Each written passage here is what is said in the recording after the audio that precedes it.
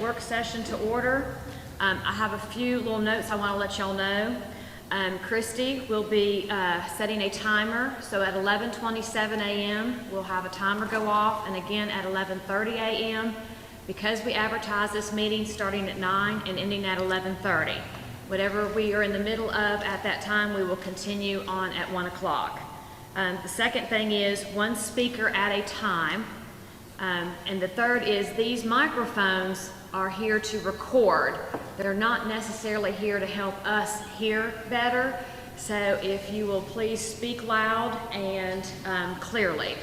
At this time, I'm going to turn it over to the Finance Director, Alicia, to go over our February and March financials. Good morning, everybody. Thank y'all for coming. And I think we've got a pretty long day ahead of us, but I'm going to do the best I can to move us through this efficiently as possible. And the most important thing is that we all leave here with the comfort of knowing how this budget was put together and making sure that your questions are answered. It's important that everybody has a comfort level with what we're proposing, and it is a proposed budget, a draft budget, so there can be changes made to it. It's not set in stone. We're required to give you a balanced budget, and we're required to pass a balanced budget. This meets both of those criteria, in addition to the fact that we've worked diligently with the department heads to try to get their needs. I won't say much more about the budget for right now, and we'll get into the financial statements. I really didn't. I mean, if you have questions about February, we can look at those. But I think March's numbers are going to be they're the most current. I think they're going to give us the best information. We're still running ahead of schedule on our revenue. At this point, at the end of March, we were at 93% of our budget as far as revenue is concerned. So we're still collecting very well as far as revenue is concerned. I think we're going to be on track to at least meet our tax line. I think we will actually exceed that some, and I think that at the end of the year we're still on track to see a surplus in revenue. So that's good. On the expenditure side, we're still below where we should be as far as expenses. The chairman had asked department heads to try to conserve expenses as much as possible through the COVID situation, and it looks like they're making every effort, whether it's not expending office supplies that they may not need. With some of the buildings being closed, that has helped. We've cut back on utility usage everywhere we can, and we're doing everything we can to minimize expenses. So I feel like as we move through April, as we get April numbers, we have a lot of fixed expenses, and we continue to pay all of our employees. So those things we don't control as much as we can, some variable expenses, but every variable expense we're trying to cut back on and save money so that we can move through this situation in a good financial position, and I think that we will. It's hard to know exactly what the effect of all of this is going to be, and I think we're making every effort. The department heads have bought into the fact that they need to do everything they can to help us with expenses. And we got a couple of things. The Public Works, you can see that at this point in time, we should be at about 75% of budget. Public Works is running above that, but the reason for that is that typically we reimburse the general fund out of SPLOST for SPLOST projects. And to date, we have not done that. I would like to hold off on doing that until June, when we have a look and see what we have at the end of the year. Our SPLOST fund is very tight. Charles is concerned about having enough SPLOST money to continue to repair the roads or repave roads, restripe roads, and taking care of the roads in the way that we're accustomed to having them taken care of with the amount of SPLOST that we have left. So if we could afford some of the Public Works, or if we could afford to pay some of that out of the regular general fund, it would help our SPLOST situation and help us move on into mid-2021, hopefully with enough money in SPLOST to handle our roads in the situation that we got there. If we get to, we have the money in SPLOST, we can reimburse it, but my hope is that we could save some of that money in SPLOST to carry us further down the road if we have some money left in the general fund that would allow us to do that. So that's why you see Public Works running so much above budget. Every other department is in pretty good shape. But if you specifically have any questions about that, I'll be glad to take a look at it and try to answer those questions. As well as February. I just really like to spend a lot more time talking about the budget because I think there's a lot of questions there. But I'll stop for a moment, and if you have questions about the March financials. So based off what you're saying, would you say a fair analysis, if we're at 97% on revenues, we've basically already accomplished what we need to do with 3 months left, and so really the only caveat to looking at the budget is that we're running over possibly in Charles's department. So that's going to depend on probably how much or how little of an excess we have at the end of the year. Is that a fair summary?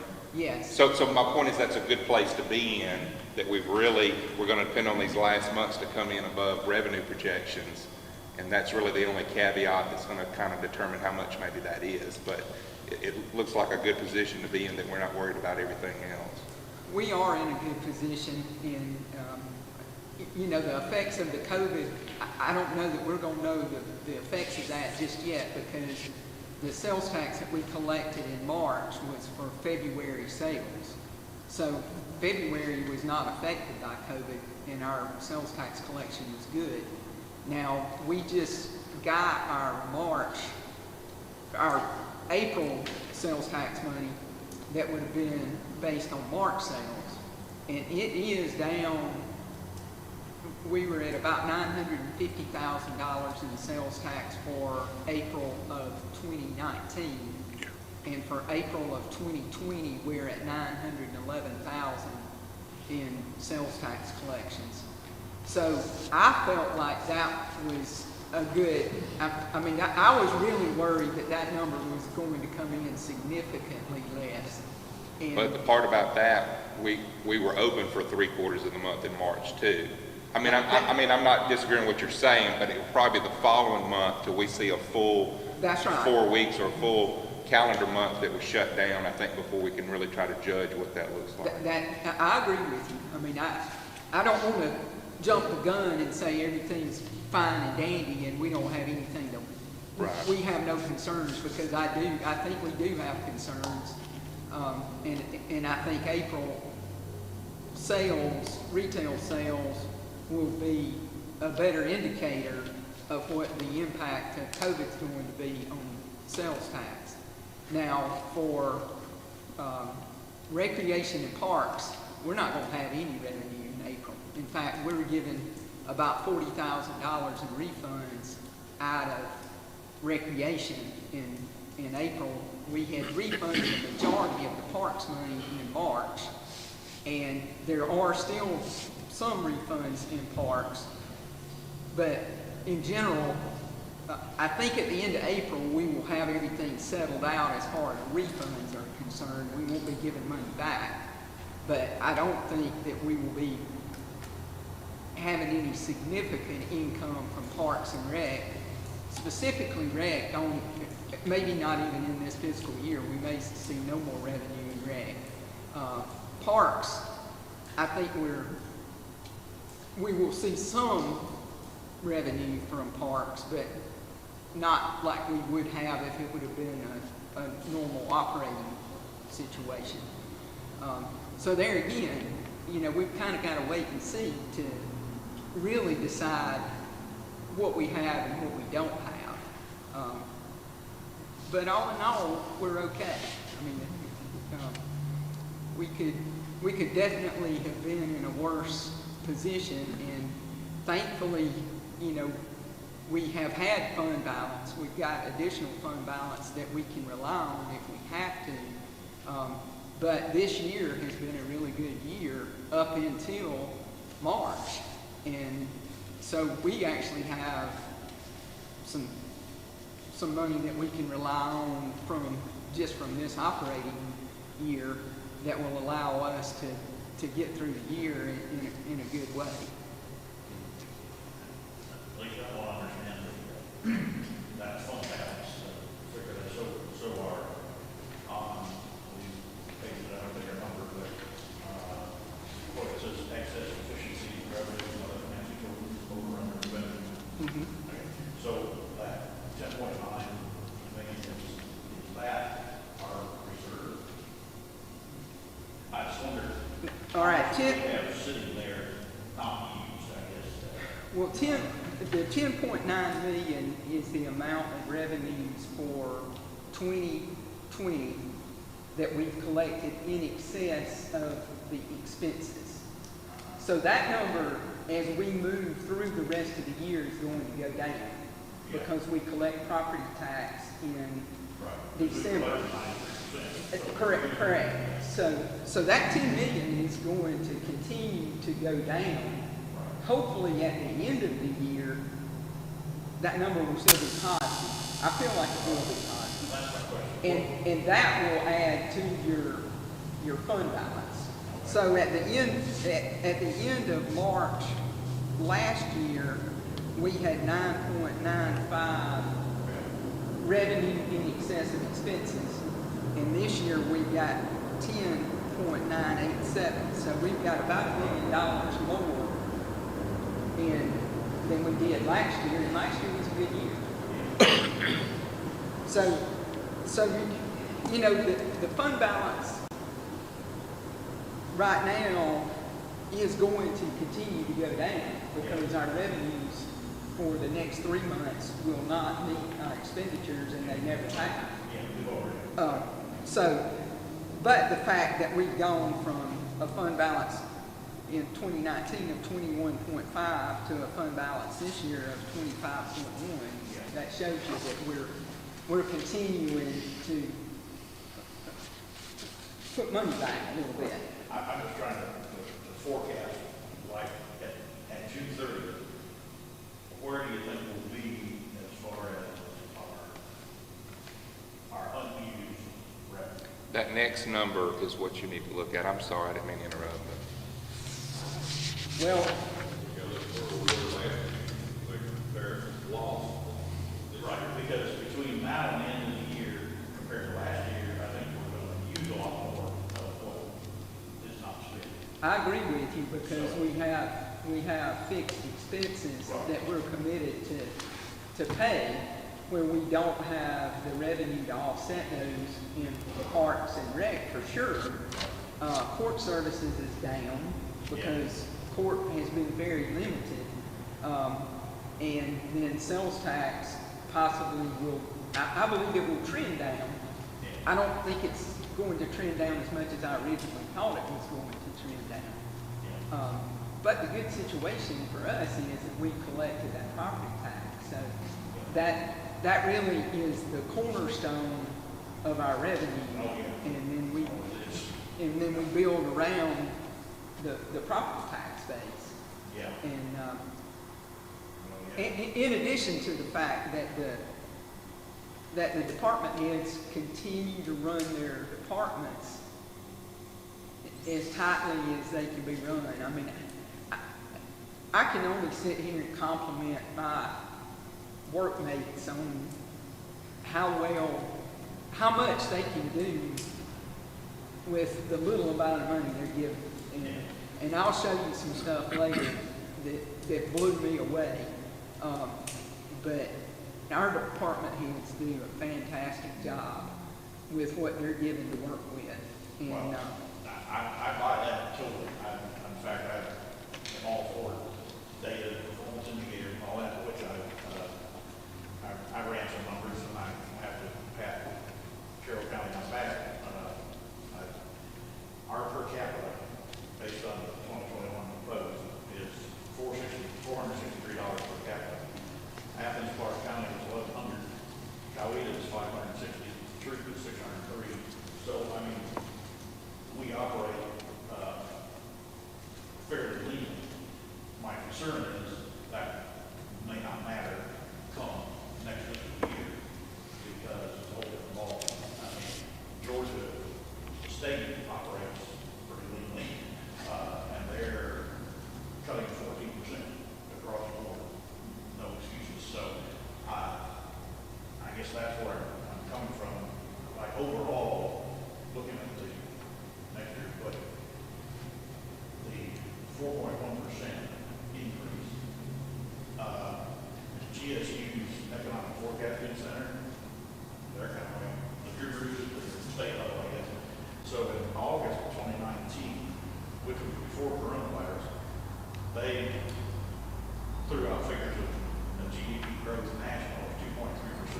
For 2020, 1.7%, in 2021, 2%. Their director says that Georgia's unemployment rate ranks fourth in the nation at 13.6. And he said in the third quarter of 2020 is beginning to look bad now, and he's not convinced the recovery will begin to start in the fall. That was just a few days ago on April 25th. So I commend and compliment the leanness of Carroll County budget, and I think y'all and we all have done a great job of that. But looking at next year, it seems like the state's cutting 14%. The forecast is, even before coronavirus, was around 2%. And I don't know what the sales tax is going to do. I mean, the coronavirus, the sales tax revenue, is 20% of our budget. And like I say, the good stellar property tax is always there. However, I know all of us want this, but I just don't want to get into a situation where our budget means that we have to do anything with increasing millage rates. I just hate to put more burden on property owners. So I just want to get a feel for it. Okay, in setting up this budget, that's 4% increase. While the state's cutting back 14%, and we see forecasts of less than 4%. And how can we be comfortable, I guess, with a 4% increase when it looks like other entities are looking at something less than that?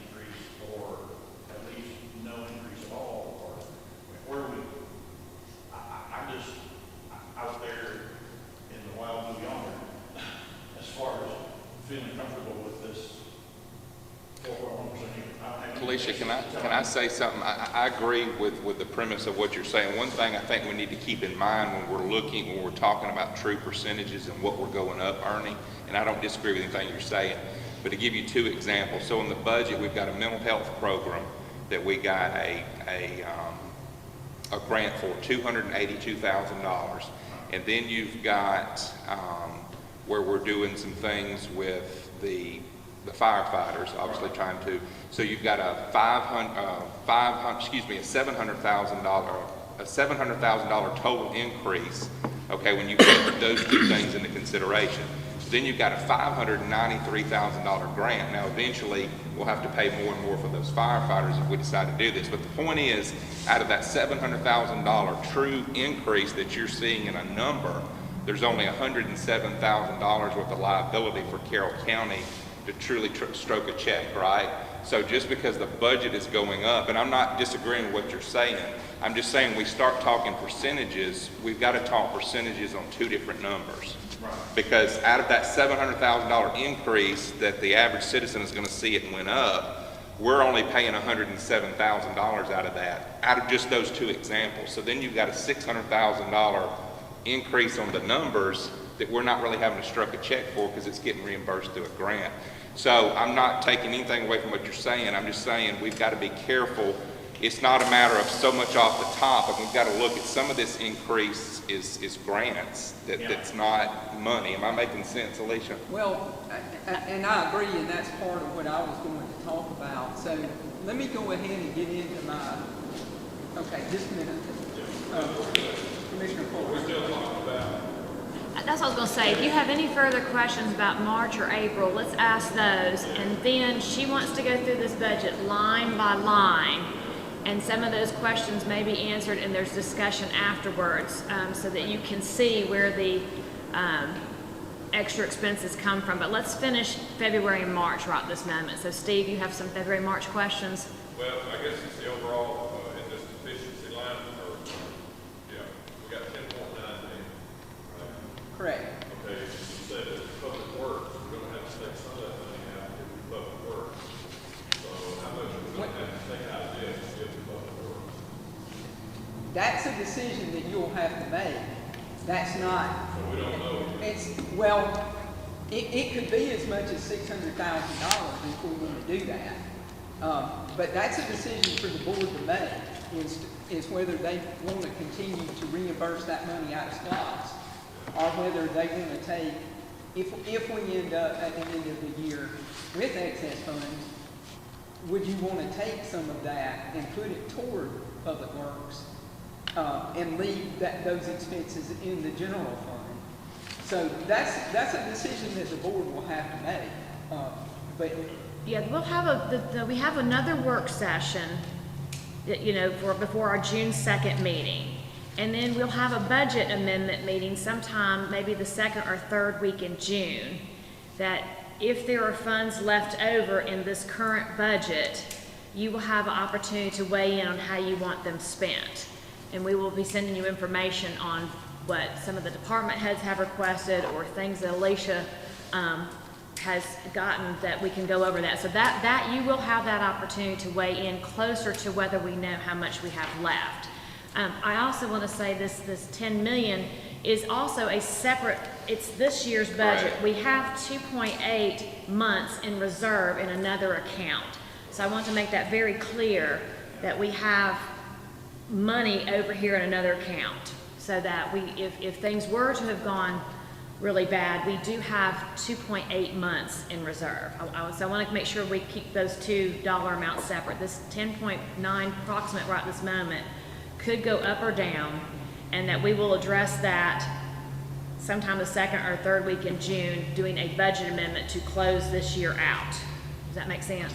Make a lot of clear, a lot of it, because I know we try to keep around 3 months in reserve. Yes. I didn't know if that was included in this. No. Or, No, that's all. I want to make sure we are clear. But so anyway, that whatever is at the end towards June, you all will have a chance to weigh in on how we want to have that spent in this budget year. So are there any other questions of February or March? Okay, so I'm going to move on, let Alicia start now with going through it line by line. And, you know, as you have questions, You have one more. So the 2.8 months in reserve job, so about how many dollars? Well, I did a little work last night. Obviously, it was the first day of May, so I don't have everything finished. But in the general fund cash, as of the end of April, we had $22 million. Okay. And then, I'm just trying to dollarize this a little bit. So let's suppose that the next 3 months, we have to draw down how much of this 10.9? 5 million maybe to make up for what we're not getting in revenue, or what is the? Well, let's look at what we did in March, and it'll be more because, you know,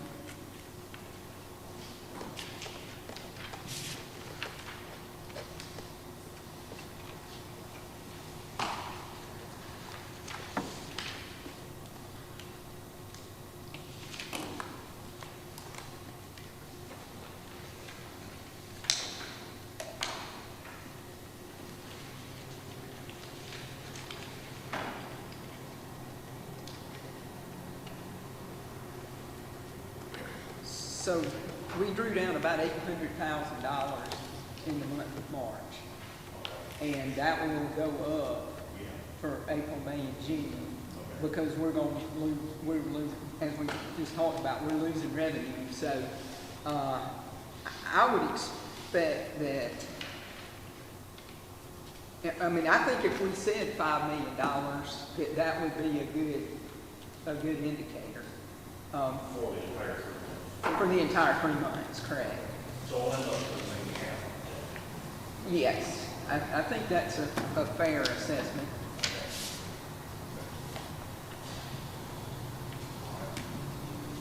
Is there, I just have to ask this question, because I like to start with the big picture and then get into detail. Getting into all the details, which kind of mows my mind, if I don't have a large picture first. How did, in coming up with this budget, did we look at economic forecasting models or do any type of projections based on some state level figures, or how did we project, I guess, the big picture of saying the 55 million looks reasonable?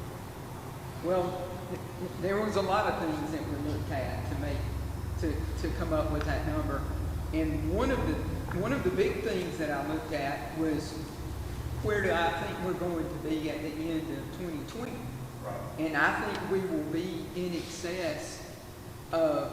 So when you talk about a 4% increase in the budget, we've seen that in revenue for 2020. So if you look at 2020 actuals compared to 2021 budget, or where I think 2020 actuals are going to be, I think the 2020 actuals will be in excess of the 2021 budget. But I'm also thinking that we're going to have about a 5% reduction in sales tax, and I think that the TABT, I know TABT is going to be affected because the state changed the rate. That was part of what I was going to talk about in this. But so when we get to the end of June 30th, I think that we will have the revenue in place to support the budget that we're proposing right now. Now, with that said, yes, I looked at not necessarily what the state was projecting as much as a couple of different Wall Street firms. And you still get on one end of the spectrum where you're saying Georgia State saying, it almost sounds like Georgia State saying we're going into a pretty serious recession. There's other people on the other side of that feel like this is a little blip in the road. And by the fourth quarter of 2020 or first quarter of 2021, we will have recovered and be growing again. So But there's a lot of things out there that dictate that too. You've got an election in November that could change a lot of people's mind, possibly. It just depends. So I think we're headed into this budget with a lot of unknowns. And am I concerned about the future? Yes.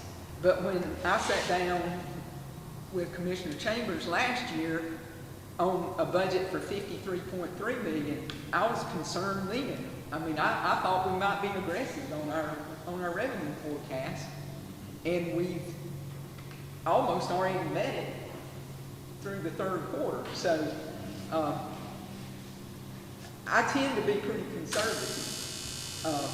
This is a situation where I'm not even sure if I'm conservative enough because of the things that are out there, but I think what we have to be prepared to do is if we get into next year and we're not seeing the revenue support that we have in this budget, we've got to make adjustments to expenses. And, we've had to keep Carroll County sane. I know that we're making some commitments in the budget that we will have to live up to, but if we get into the first quarter of next year and things are not looking well, and we get awarded that SAFER grant, we could say thank you, but no thank you. The county doesn't want to come up with their portion of those expenses, and we're not going to man those fire stations.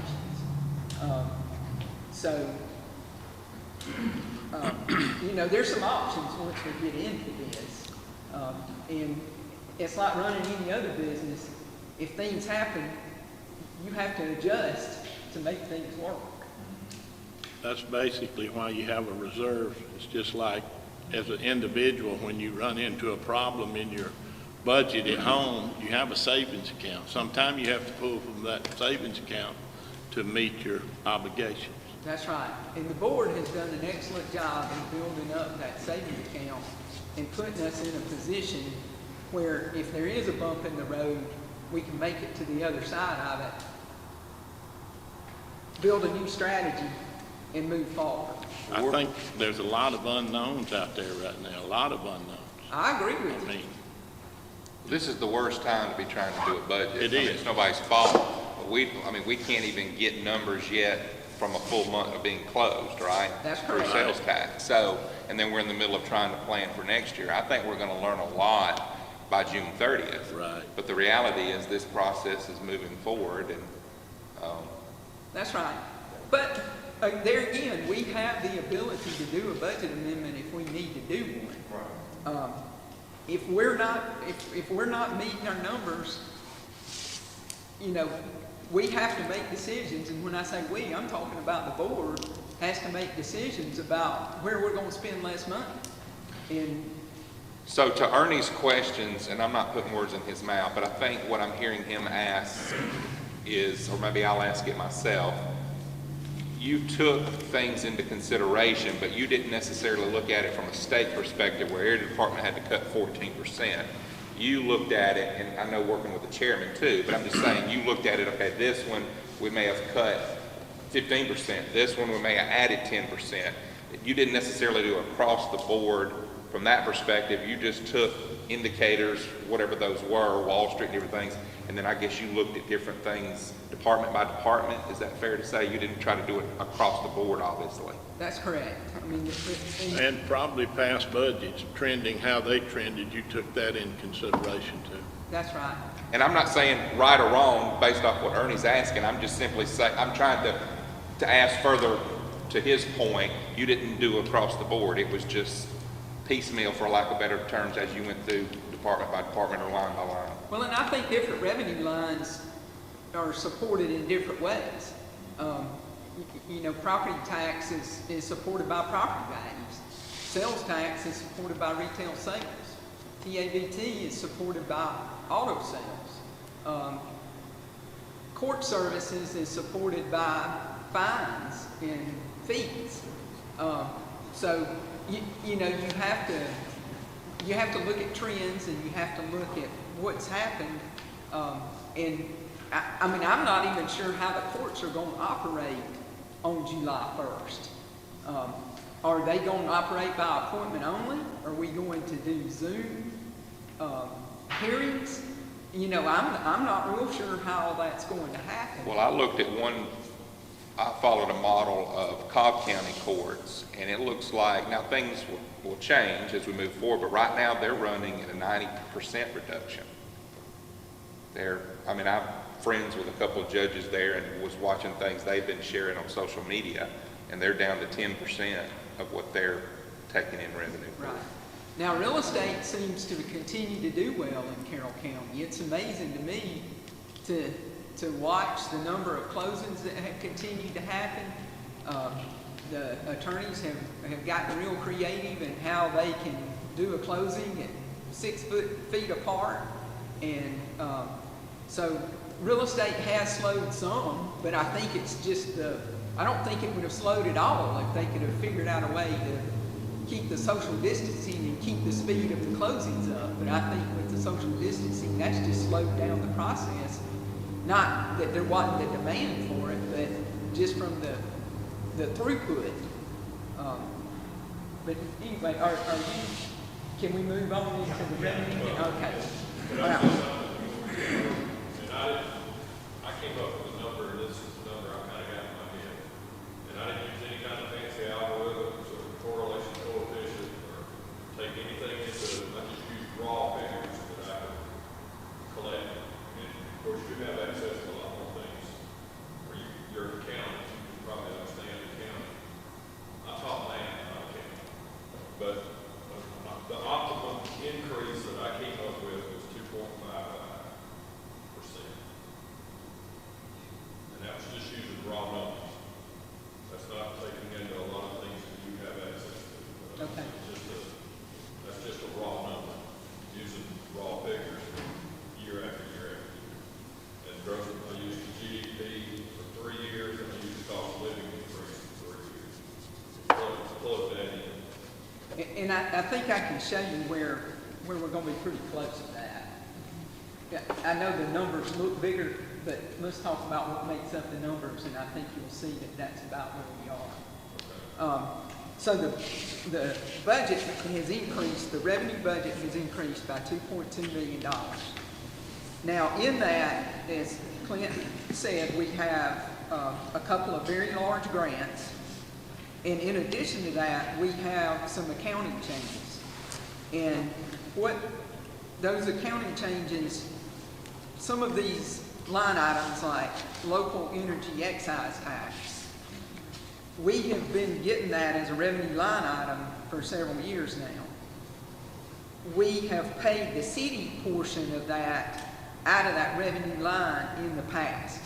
So that number netted down. Well, we wanted to accurately report our revenue, so now we're reporting that revenue gross, and then we're reporting a new expenditure in the budget to offset that.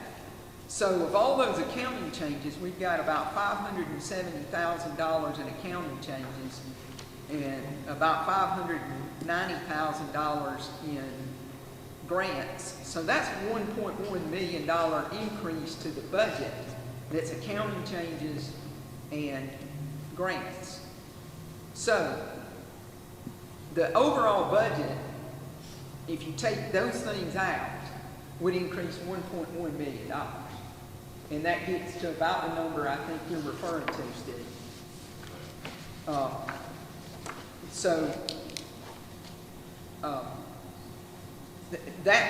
That's kind of the big picture. That's kind of where I'm looking at it. And I know everybody looks at the budget and goes, a $2.2 million increase, wow. Like I said before, I think 2020 revenue will support that in the fact that we have changed the accounting already, and then we'll have those grants coming in, and then I think we will have a little bit of additional revenue. Same thing happened last year, Alicia, where we had $50 million budget prior year, and then we went up to 53, but the actuals came in at 52. So we really only went up $1 million, where if you just looked at it grossly, so to speak, it looked like we went up 3 million and we didn't. Right. I mean, you know what I'm saying, as far as liability for the county? Right. So property taxes went up $500,000, or a little more than $500,000, and that was based on construction. That doesn't include new sales. So that number, that's a conservative number on our property taxes. Then we get to auto tax and TABT. And this was the hardest number to try to come up with because the state has changed their formula. And the state was collecting at 7%. They reduced that to 6.6%. And then in addition to that, they changed cars. If you owned a car and lived in Alabama and you moved to Georgia, you used to have to pay 7% to register that car in Georgia. Well, now they rolled that back to 3%. So, and then once the state gets their money, then they send 65% of that to the county. And once the county gets the 65%, then they have to break that out between the county, the municipalities, and the schools. Now, if it's a car that is purchased in unincorporated Carroll County, the county gets 51% of the 65%. And the school board gets 49%. If it's a car that's purchased in an incorporated area, then the county government gets 28%, the municipal gets 23%, and the school board gets 49%. Well, the municipalities complained and said they weren't getting their fair share. So, House Bill 771, I think, 779, I'm sorry. There's a proposed change, and I don't know if this is passed or not. I've looked for it and I can't find it. I know it was proposed, and then the session, they went out of session because of COVID, and I don't know if they're going back in. But anyway, the proposed change is that the county and city shares would be reversed, so the county would now get 23%, and the city would get 28%. So what I did is I took our current, or our projected TABT for 2020, and I divided that by the county portion, which is 65%, and then I divided that by the BOC's portion of 51%, and then I divided that by the state total of 7%, and I came up with about $212 million in car sales for Carroll County for 2020. Then I went back and I tried to extend that dollar amount back down by using the 6.6%, and when I got to where so this year I'm projecting that we'll have 4.9 million in TABT. With this new formula based on the same amount of sales, I project that we would get 4.6 million. So that's about a $300,000 decrease, I'm sorry. And then they're projecting that car sales are going to drop off about 18%. So I took 82% of $4.6 million and came up with $3.8 million in TABT, and the budget shows that there's 3.75. So I backed it down slightly just to be a little more conservative. Now, as they changed the collection for TABT, they've also, as more new cars come online and pay TABT, there's fewer auto taxes, or the old ad valorem that we always paid when we bought our tax.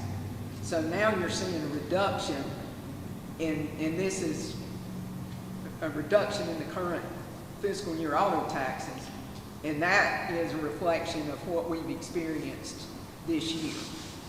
So that's how I came up with the TABT numbers.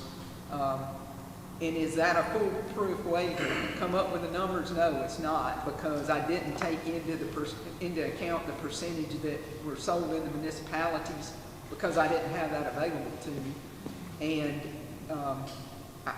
I used the numbers the best way that I could to try to come up with a projection that I think is real for us. Well, I can see, I think that what you've done is probably is about as close as you can try to guesstimate it. I think right now a lot of dealerships are down about 50% in service and sales through some of what I've seen and spoken with. And then so you add back 32% of that basically by July 1. If our economy is rolling again, I mean, everything is dependent on automobiles moving.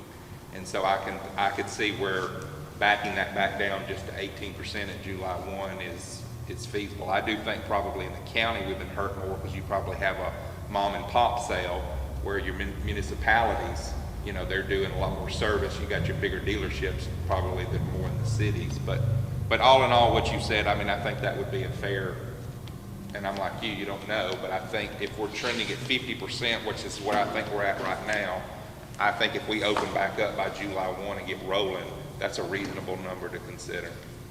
Well, and I do know, you know, just based on advertisements on TV and the radio, that these dealers are getting creative in how they're working with potential customers.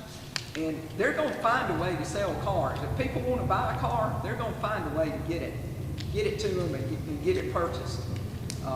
And so I think it's a matter of demand, and that's a matter of the economy.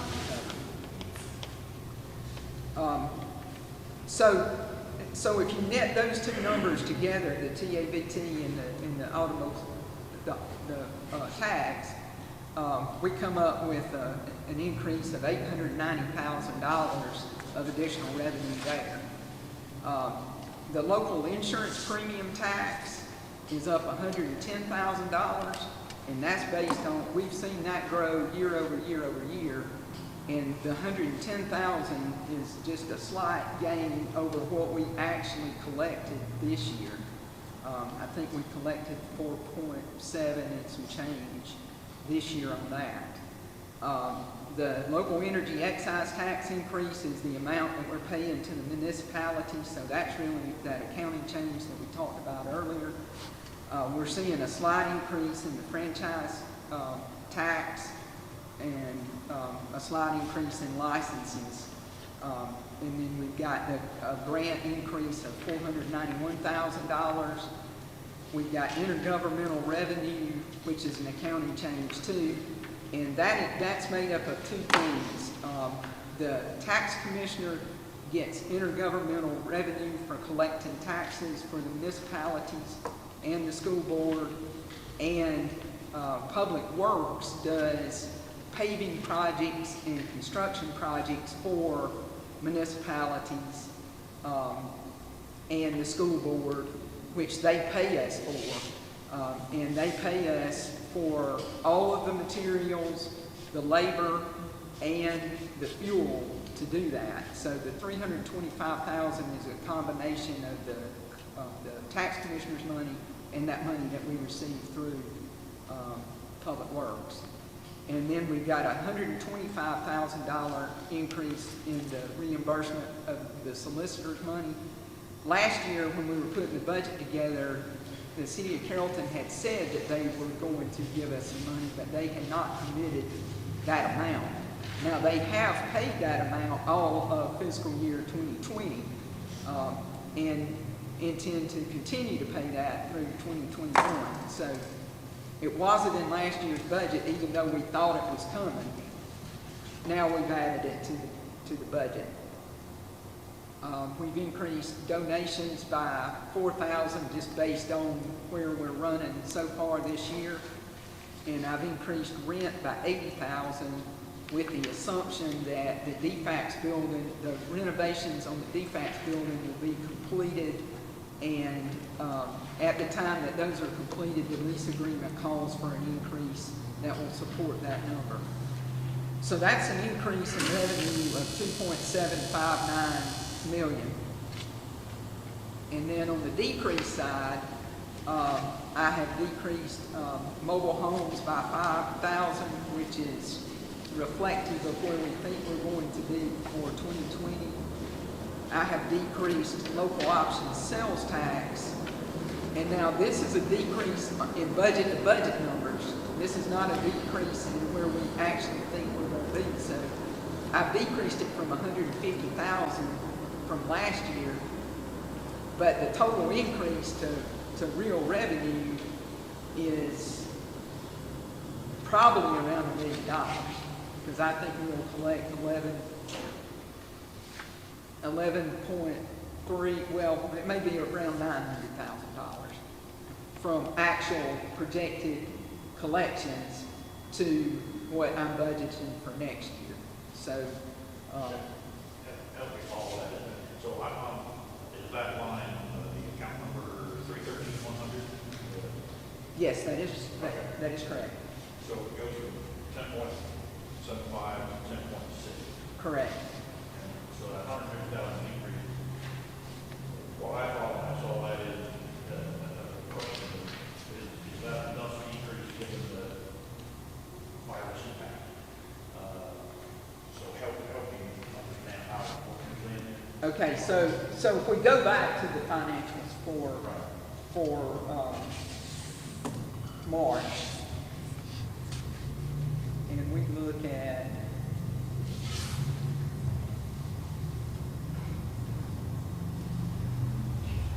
we're at the end of March, we're at 8.6, and if we add April to that, we're at about 9.5. So I think that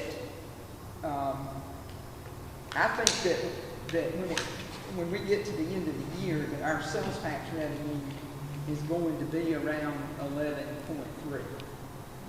So if you take where we actually are right at June 30th at 11.3, and you go down to 10.6, then that's a pretty significant decrease. But there again, you know, we're in that area of unknown. And so I'm open to suggestions, but if we reduce revenues, then we've got to reduce expenses on the other side to keep this budget balance. So, but there again, I don't want pie in the sky either. I want a budget that we can work with and that we can live by, and that we've put a lot of thought and effort into, which I have, and the chairman has too. But you know, there may be some opinions on the board that differ from what we feel is real. Now, I've taken commissions down by 109,000, and that's reflective of the fact that we don't get commission on TABT, where we do get commission on the auto taxes. So we've seen a decrease in real numbers in that commission line. And then I've taken beer and wine tax down by 42,000, which is reflective of where we are in our actual projections. And then I've taken the occupational tax down by 20,000, which is reflective of where we are in actuals. And then recreation, I've taken down 91,000, and that has a lot to do with the COVID in the reduction that we feel like we're going to see in the rec department because of limited programming and things like that. So Alicia, on the beer and wine, when you're taking that down 8.5%, I guess we're basically saying that a lot of that is dependent on convenience stores and stuff out in the county. Because if you look at alcohol sales, and I understand it's just in the moment, but they've gone through the roof. I mean, some places have sold out of everything in their store in 3 days. You know what I'm saying? So I guess what I'm saying, trying to stay on track, though, we're more dependent, obviously, on convenience stores, package sales from that perspective, right? That's correct. So that's why that number maybe would not, you wouldn't think in your mind where, alcohol's going through the roof, that may be in a municipality at a total different type store than just convenient. That's correct. Okay. And that's really based on what had happened pre-COVID too. So, maybe post-COVID, everybody is going out to their local convenience store by their house and buying, as opposed to driving to Carrollton and buying things. I don't know, but I felt with it trending down this year, I felt like we should show that as a decrease. Fine fees and forfeitures, I have decreased based on the fact that I think court services are going to slow down through next year. I think that the court services are going to have to figure out a new way of doing business. And so I don't think they're going to be able to process as many cases just because of the way we're going to limit people's access to the courthouse. And by next year this time, we may be back up and everything may be fine as far as that's concerned. But I just felt like, based on what I've seen so far, that's going to go down some. Interest, I've taken down. Rates have fallen over the last little bit. I'm watching that. I'm trying to work with some different institutions and keep our rates as high as I can, but there's not much support out there for interest rates, so I feel like our interest income's going to fall. Miscellaneous, I think that's probably going to fall a little bit, and then our charges for services. So we've got a total decrease in revenue of $552,000. So if you take the 2.759 increase and the $552,000 decrease, that comes to a total revenue increase of $2.2 million. I do think that the auto penalty, and I know this was one of the questions I sent you in an email. I mean, I'm not saying that I know what to adjust it to. I do feel like that auto penalty is going to fluctuate. I just don't think it's going to stay the same. Here again, that's just a comment. I'm not telling you to take it to a certain number, but that's just, I think that's going to be reflective of a lot of things. So. Well, that's when people pay their car tags late, and that could be true. I mean, it could increase because you've got people that are unemployed right now, and they're not going to pay their car tag until they get back to work and they get money flowing again. But I don't really have a firm way of forecasting that. And if you look at the trends, that it hadn't fluctuated a whole lot. So.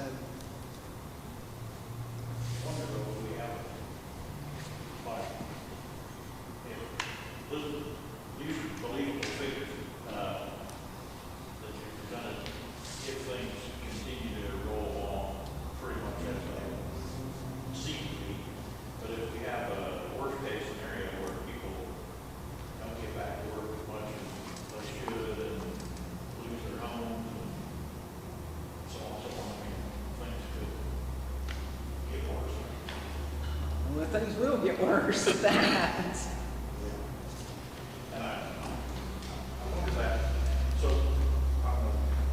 1% sales tax line, and that's a good chunk of our revenue. I've got it written down somewhere else. That is, what about local option sales tax, 20% of our overall revenue. A 6% decline, that's $700,000 going from the 11.3 supposed at the end of the year to the 10.6, 6% decline. You think that's enough decline? Well, I mean, the original thought was about 11% decrease in retail sales because of COVID. and they expected, I think about a 5% recovery in that original 11% decrease. So that's how I came up with the 6%. One thing that concerns me about the sales tax, and I understand, I think there's a bill at the state level, but people already buy things online. Now they're sitting at home. Now we're starting to open back up, but they're piled in at home, and maybe they've got some expendable cash. Well, they're buying things. If they're buying it out of state, they're not paying that tax yet. And I know that's coming. No, they are. Oh, they are? That Yeah, has that's gone into already effect? passed. Okay, well, Yeah, good. that hit in 2019. So Okay. online sales. Okay, so Now- that helps us.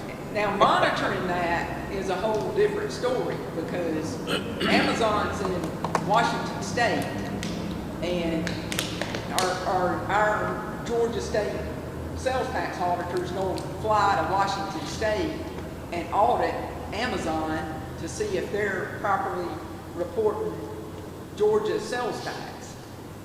I don't think so.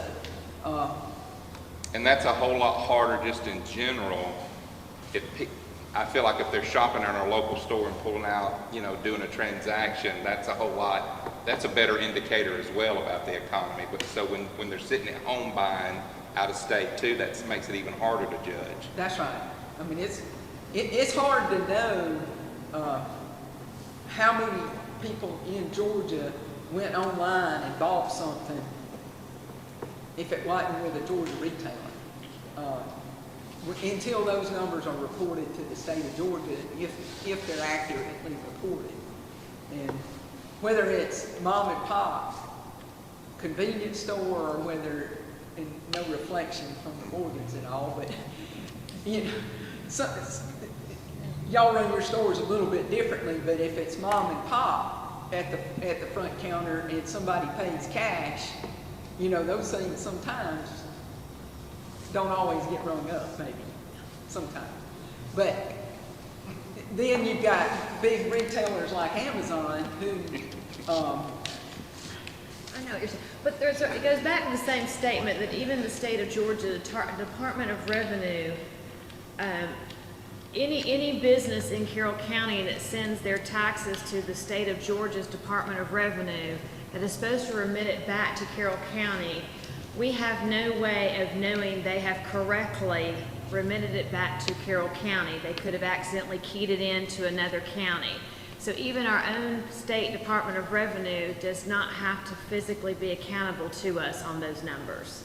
So whether Amazon is correctly doing it or anyone else, but even our own state is not required to show us specifically. Like I can't see, if I owned a little dress shop, I can't see that my sales tax got remitted back to Carroll County. So that is something that is a state of Georgia. We can't solve that problem today. We don't have that answer. That's where a lot of problems start in the state. well, and I hope you're right, Clint. I hope that the people that are working. I mean, I personally have bought some things online over the last 30 days, probably more than I normally would, because they're not products, or they were products that I needed to go, that I would need to go, like a pair of shoes.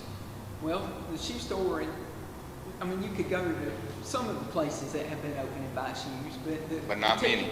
The particular kind, I wanted a pair of running shoes, and I couldn't go, so I ordered them online. Hopefully when I get them, they fit. If they don't, I'll have to send them back and redo it. But anyway, so I hope you're right. I hope that there are people out there who that have continued to work, that have continued to spend money.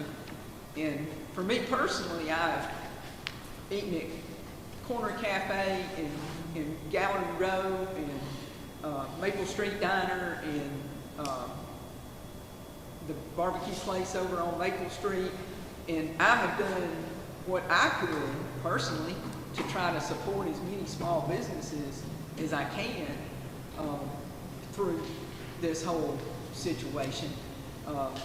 And typically I cook at home on a regular basis anyway. So this wasn't, I didn't have to change my lifestyle a whole lot. But when I did eat out, I did try to choose to use local. And I always have tried to support local businesses. So I heard this morning Barn Store's back up and going. So I'm going to try to go over there and make some purchases. And, you know, I've been to Burson's and bought plants and fertilizer and that kind of stuff. And Wallace's farm store, I've tried to support them. So, but I don't know that everybody in Carroll County is that way. Hopefully they are. But I think, like you said, at June 30th, we'll have a lot better picture of what the impact of this is. I don't think new home construction has slowed down because it's going everywhere. Everywhere you look, there's new homes going up in Carroll County, and they're not the cheaper homes. They're the $400,000, $500,000, $600,000 homes. Well, so I don't think that's slowed down at all. They're having to buy those building materials from somebody. Yeah. But I will tell you, Alicia and I have been very, very conservative in this, and Tommy and George, y'all may remember that year Marty in that March had to cut. And we don't, I personally don't want to be in that situation. So I believe this is a very, very extremely conservative budget, and I think when you start seeing the expenses as we go through each department, you will realize that there's a lot not in this budget that probably needs to happen, and I believe Alicia will be addressing that. So I do not want to be in a situation come next March having to cut things.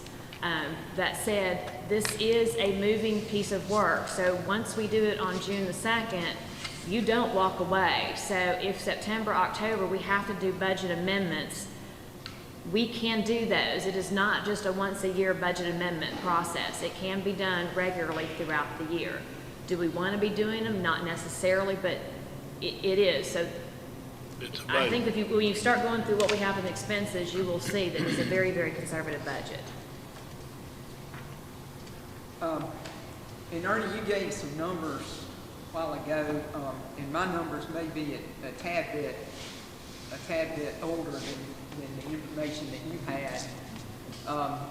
But I took a look, the Sheriff's Department and the Fire Department went out and took a look at themselves compared to other counties.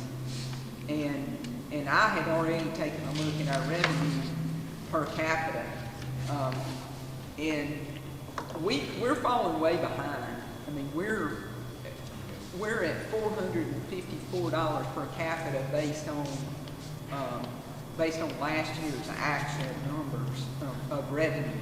So the next closest county is Fayette, which is about $7 per capita above us.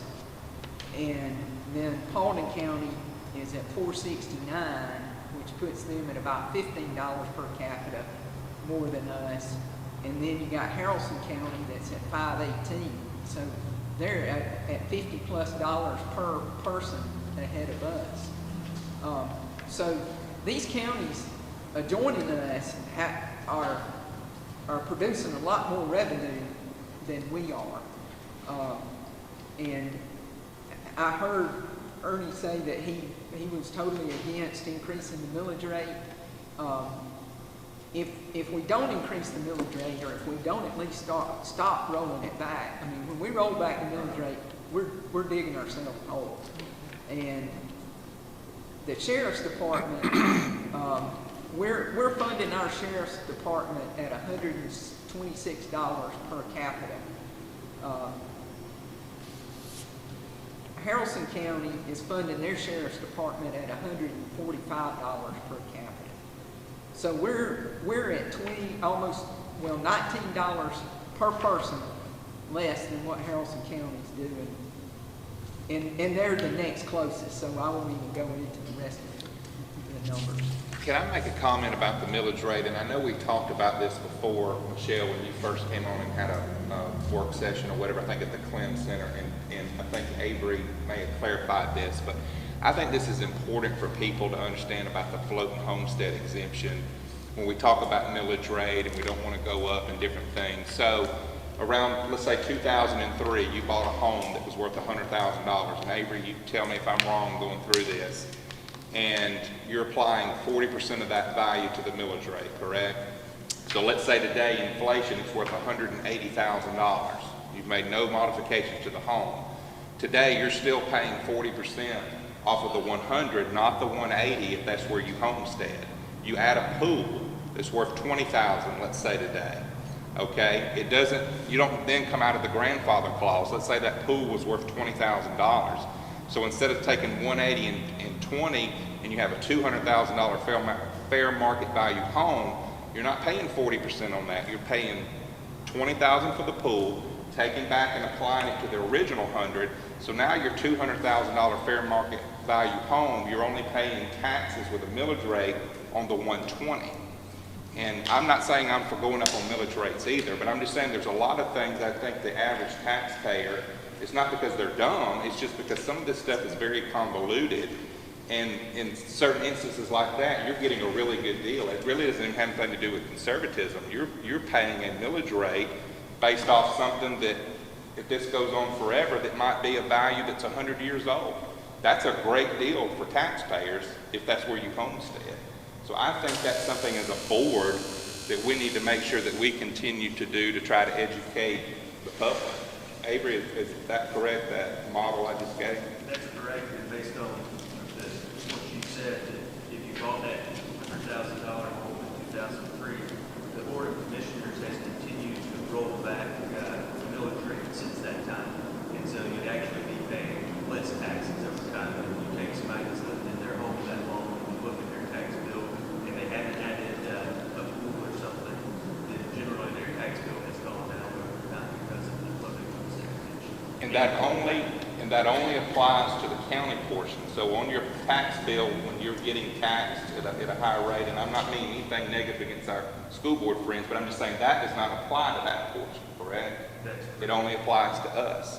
So that's even another reason why on the county side that they're getting a good deal. So here again, I'm just saying, it's just like we're talking about the budget going up. Some of that is grants. It's not all liability for Carroll County. Same thing, we're talking about millage rate. A lot of our people are getting really good deals where they're homesteading. So I just think that we need to be cognizant of that when we're explaining this to the community, because they're going to be really in tune to this budget. Well, I'd say the taxpayers of Carroll County are getting a really good deal for the services that the fire and the sheriff offer and the other departments within this. And I didn't extend all of these numbers through all the departments of the county. But I feel, just based on the numbers that I'm seeing here, that our departments are funded with significantly less money than our counterparts, and we're expected to deliver the same level of service that the people in Douglas, Harrelson, Coweta, our people want the same level of service that they're getting, but then they're paying significantly less for it. So they really are getting a bargain. And as we go on through the budget, you'll see where we need to come up with a way to get some more money into public service. They have run on a shoestring budget for years. I think that Splost has done a lot to give them some good equipment and give them some good tools to work with. Those tools are still needed. We need to continue to update those tools. We've got fire department that needs updating, or fire station, I'm sorry. And the equipment continues to wear. I mean, you put a car on the road and you put miles on it, sooner or later you got to buy a new car. You can't run that car forever, or that fire truck forever, or that heavy piece of equipment to build a road with, or to keep a ditch line clean. We need to make a decision on whether we're going to continue to roll things back and try to operate on a shoestring, or whether we're going to give the departments the funding that they need to operate at optimum. But I'm gonna go ahead and move into the expense part of, Let me say, on the overall and for public safety, I totally agree with you. Overall, like I said first, our per capita is down from the comparison to other counties that I ran quickly the other day. And back during my first campaign, when I looked at Coweta County versus Carroll County for the fire department, because I was here on the fire department, I got figures even more widespread than this, look where we were operating about 50% less per capita than Coweta County. And I was just like shocked at how lean, yes, our public safety operating very lean. You got that. Not only leaner, but we're also lacking in deputies, firefighters. So it's not necessarily we can say that our surrounding neighbors are being wasteful. Yeah. We are not providing in salaries, or are we providing in deputy positions and firefighter positions? Yeah. So it's not just that we are operating leaner, we are, but we also are lacking in those positions. Yeah, and my fear, even a year ago, was that our middle management down the road is going to really suffer if we don't start correcting this, because it's okay to roll on 2 or 3 years, but looking out 5, 6, 8 years, when people need to step up, as other people get older and retire, we're going to be in a deficit situation. So, yeah, our public safety is, yeah. So I think when we get further into this, when you see to fully fund the fire and the sheriff, we need more money. I think we have to do that. So, That's my opinion. but we'll go ahead and we'll start with the commissioner's office and keep working through, or you? well, I got just a general Sorry. summary on expenses that I think, Mr. Fuller has a question. This goes to something that Clint mentioned. Out of the 2.2 million changes, do you know how much that the taxpayers are really not responsible for? This is coming in the form of grants. 1.1. Okay. So half of the change in the 2.2 is from grants and accounting changes, and 1.1 will be expected from the. It's okay. This is a lot of information. And I will say this, there's 3 counties on this sheet right here, you know, that are showing these per capita changes that I have relatives that live in those counties, and they are wasteful, no doubt. I mean, they hold their folks accountable every year, and they can't get them under control. And one of them on here, and I'm not gonna say it because we're on them, but one of them, the county commissioner right now, has got his feet in the fire because of his spending. So, I mean, I know we're a lot leaner. We do a lot better job than at least 3 of these that I see. And it's not really because they're just not doing a good job, period. Well, and I will say this. I'm a citizen of Carroll County. So I'm looking at this from several different angles. I'm looking at it from the angle of being an employee. I'm looking at it from being a finance director. I'm looking at it from providing my colleagues with the funding that they need. And then I'm looking at it from the other standpoint of a taxpayer. And my friends, my neighbors, I got a lot of family. My family's been in this county since the mid-1800s. So I got a lot of family in the county. And believe you me, there's accountability here. I can promise you. So, from the expense standpoint, I just wanted to kind of give a big picture, and then we'll work down into the details. But about 70% of the county's expenditures are on personnel costs. And when I say personnel costs, we're talking about salaries, overtime, temporary labor, insurance, Social Security, retirement, workman's comp, other employee benefits like life insurance, long-term disability, employee physicals, and EAP expense. And if you look at all of the departments as a whole, that's about $38.3 million. And that's including the new positions that are being asked for in this budget. So, you know, a good portion of what Carroll County does is with its people. And I think we all know that to keep good people, you got to be fair to them. And I think part of being fair is providing a reasonable salary and providing good benefits and providing a good place to come to work every day where people are happy. Now, of the $38.3 million, we're looking at a $655,000 increase in salaries. Included in that are the 13 firefighters that would man Station 17 and 18. We're looking at funding a captain for the Correctional Institute.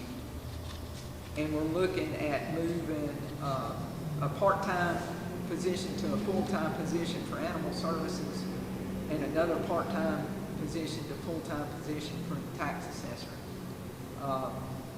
It also includes adding $50,000 in overtime for the Sheriff's Department and another $50,000 in overtime for the Fire Department.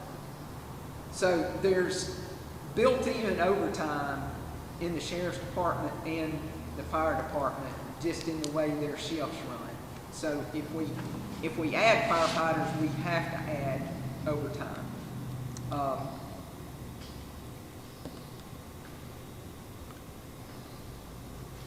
And then we've got, there'll be 3 new positions for the SAMS. Well, there'll be one position that's part-time that'll go to full-time for the SAMHSA grant, and then 2 new full-time people that are paid for by that grant. We've got about a $260,000 increase in health insurance.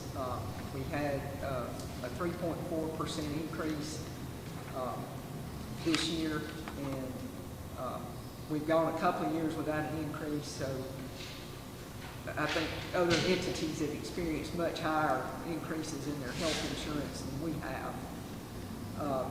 We're also seeing about $148,000 increase in workers' comp as a result of some high dollar claims that will continue to be expended and or possibly settled during FY 2021. And another thing as far as personnel and talking about running lean, Ben Skipper is running 2 different departments. He's running parks and he's running codes enforcement. Chief Paget is running the fire department and he's running EMA. And I'm not even sure and in addition to that, he's an advisor for E911. I don't even know how he slept in the last 8 weeks. I mean, he has been all over the place, taking care of communicating with GMA, communicating with the chairman, communicating with employees, communicating with the Department of Health. I mean, he's done an unbelievable job. And that's just 2 examples of people within the county who have just continued to take on more to try to save the county money and make the county run more efficiently. So that's just kind of my summary on expenses. We can get into the individual departments now, and we can kind of move through those. In the commissioner's office, I personally asked for an increase in temporary labor. We gained a little bit when we replaced Sissy, and so my request is because of the increased number of accounts payable invoices that we're processing, and the fact that we're trying to scan all those invoices and get them into Munis, so we've got electronic records. That was a purpose of Munis being installed to start with. We have found that doing those electronic attachments is very beneficial, but it also takes a tremendous amount of time. And I have had a part-time person prior to the COVID situation. I had a part-time person in there working on this, and by the end of the year, we will have half of 2020 into Munis with all the electronic backup. But I just need some additional help, and I don't want to ask for a full person. I don't think I need a full person. I think a partial person, a temporary person that we can pay at a lower rate and that we don't have to pay benefits to can provide the needs that I'm asking for. Alicia, on that point, if you get caught up, I mean, a lot of times we hear about technology and how great it is, and I agree, but then you run into a lot of this stuff. I'm hearing about it at the, over at the court system. We got all this stuff to scan. At some point, is there a model put together that your staff, and I'm not talking about just you, but I mean all staff, where they can say, okay, once we get caught up, okay, now moving forward, it's incorporated into everyone's job that we're going to scan, or we're going to be on top of things as we move forward. Because this, to me, seems to be systematic all over, is that we've got all this scanning we need to do in all these departments, and we can't get caught up. So, if we maintain all of our accounts payable records electronically, I will continue to need some help to do that. The accounts payable position just does not have the amount of time that it takes to maintain this going forward. but you see, I'm not even arguing about you needing it. I'm just making the larger point. At some point, the technology is not good in the moment if we always have to wait for something to build up for a year and we hire somebody to come in and scan it. I mean, part of technology is it's scanned or it's there, or it can be easily transmitted and we're not having to bring people in. So I just think that's something moving forward that we need to look at. I think the only way that we could get to the point of not needing an extra person to keep this weekly maintenance up would be if we decided to change systems. But, you know, that's going to cost a lot of money, and I don't have a better option at this point. And I have not gone out and researched any other systems. We made a big commitment to Munis several years ago, and I want to support that commitment. But it does. There are a lot of steps involved in working with that system. I got a question. If you're gonna need somebody full-time, why are you just asking for part-time? I don't need somebody. I don't need a full-time employee. I need a part-time employee on a regular basis. Well, so you need a 29-hour person, is what you're saying? Not even 29 hours. Probably 16 hours, or maybe in some weeks maybe not 16 hours. I mean, I'm not going to let somebody come in if I say, you know, I think it's going to take about 16 hours a week for you to do this, and they come in and get it done in 10. I'm not going to let them just hang around for another 6 just because I said I thought it was going to take 16. When they're finished, they're going home. It's a part-time temporary job, and this is what we've got to do. And once you get it done, then you're going home. So I'm not going to just make a position and let somebody hang out. Well, I understand that, but I just heard you say that this is a full-time job, so I must have misunderstood. Well, maybe I said, What you maybe I said. didn't say it correctly. I apologize. I think it will be an ongoing, but I don't think it'll be a 40-hour a week. I think it will be 10 to 16 hours a week is what I think. But I do think it will be ongoing. I don't think we'll get it caught up, and then the accounts payable person will have time, because she hasn't had time in the past. You know, if we significantly slow down and we don't continue to work in certain areas and our accounts payable flow slows down, then yes, she can probably do it. But if we get back up to the point we were pre-COVID, she can't. There's more to do than she can do. Like I said, I'm not even challenging necessarily you. This is a bigger scope of what I'm saying. Yeah, I understand. what you're asking. We've got to at some point get with technology that we can't always depend on getting somebody else or doing this or it's behind or this. At some point, technology has to be incorporated in the moment to have full use of the technology. And that's not your problem. I'm just making a bigger statement about Carroll County as I Right. see it. So technology should be making the job easier, more efficient. That's correct. Cut down on Yes. having the labor there. Yes. So when we get to the point to where we're Correct. not spending extra on the labor, technology stepping in and making the job a little easier. Correct. And if it's not making it easier, then we really do need to be looking, because, you know, I work in a system that uses munis a lot too. So, I mean, in my office, we have to deal with that. So, I mean, to what you're saying is that technology, there's got to be a process in place where when you bring an invoice in or wherever you scan it in, where that's incorporated in the moment. Correct. Or we're not saving money Correct. Right. at that point. We're spending a lot of money on the system and then turn around and spend a lot of money on employing somebody. Correct. And I Thank you. agree. You did a Not good not job. just your department, I mean, and I've heard it before too, across the board. Where does it stop for us, where technology can kind of step in and make things a whole lot easier? I, for one, am a man that does everything on my computer and to a fault. People look at me like, why are you doing it? I don't have the paper sitting around, I just have it here. Now, for me, personally, that's incorporated into how I work. You know what I mean?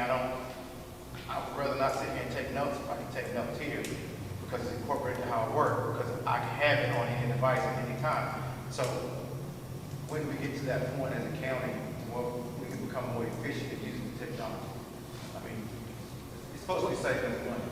Well, and through this whole situation of having people work at home, it has been a benefit, because typically I don't talk to vendors. That's not something that I do. I don't mind doing it, but it's normally our accounts payable person handles all those calls. And so I have had to field some of those calls because she's been working from home. Well, with that information there, it's been very easy to answer their questions, because I can pull that invoice up, I can see when it was paid, I can see what check number it was paid on, I can see the details of the invoice. So it has, from that perspective, it has worked the way it should work. I don't think that it's working as far as reducing the amount of labor that's involved to get the job done the way I would like for it to. And I'm in agreement with both of you. I think that if you're going to spend the amount of money we spend on units, it should make your life easier, not have to, not increase it. But I haven't gotten to that point yet, and for right now, I just need some help, and that's what I'm asking for. So, I guess you're gonna have to educate this munis system. So let's use, you see all accounts payable from the entire county goes through your office, right? mostly, I mean, the sheriff's department has a separate account for some things, and the CI has a different account for some things, but yeah, more or less, everything within this budget that we're talking about right here, yes, I see. Okay, say somebody goes over and pays, gets a car tag. You see that? Yes. Okay, so what if the tag office, are they still writing the paper? You say you have to scan stuff in, it's not going from their computer to system to do all the, to do the accounting? No, let's talk about, something a little bit different, because car tags are, they're a little bit different than anything else. But in general, we want to buy cleaning supplies from Tanner Grocery.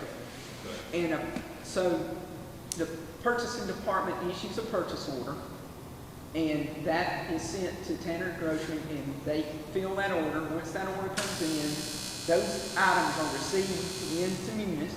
We got them, and then Tanner Grocery sends us an invoice.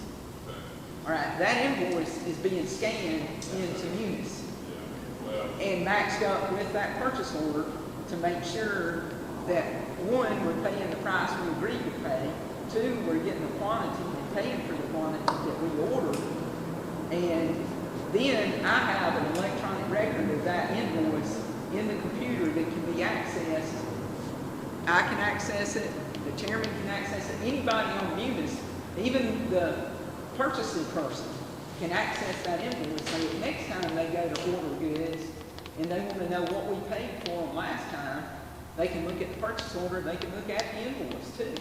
So basically what you're saying is everybody that you do business with has to have some sort of computerized accounting system so that their computer can talk to this unit system. I mean, that would eliminate paper altogether. So basically what happened though is, I don't want to speak out of turn, so once the invoice comes back in with the purchase order, all that comes to your office. Correct. Then your department scans it in. The purchase order's already in there, It's so we don't already have in, to but scan the the purchase invoice order. comes back to you. Yes. And you scan the invoice Yes. in your office. Yes. So they're not doing that in their little department. But even if they send, even if that vendor sends us a PDF of the invoice, an electronic copy of the invoice, that invoice still has to be touched and pulled over into our system. And the steps to do that, I mean, there's other systems that are a lot more efficient at handling this than our system is. But we've got what we got, and I got to work with what I've got right now. And there's some people that still do it. Talk about using the computer. There are businesses in Carrollton that everything's done on paper. And I mean, I hate to cut out, I'm not willing to tell, Active Plumbing Supply, who's a local business, has been here for 75 years, and they still do everything on paper, that we're not going to do business. No, and it's really not about the business outside of us. What's happening is once it comes to us, the invoice comes to us. In other words, the department out here receives that invoice because they ordered something. Okay? They're sending that invoice to her office. I'm not worried about like Tanner Grocery, what they're doing, because we get them in from everybody too. The question is once one of our departments receive that invoice is then having to be sent over to Alicia, and then her department is scanning in then. So she needs people, because invoices are coming from all departments, am I correct? That's correct. Coming from all departments, and now they're matching them up, scanning them in, and putting them in, so they're in Munis is what's happening. That's right. She's doing that in her office.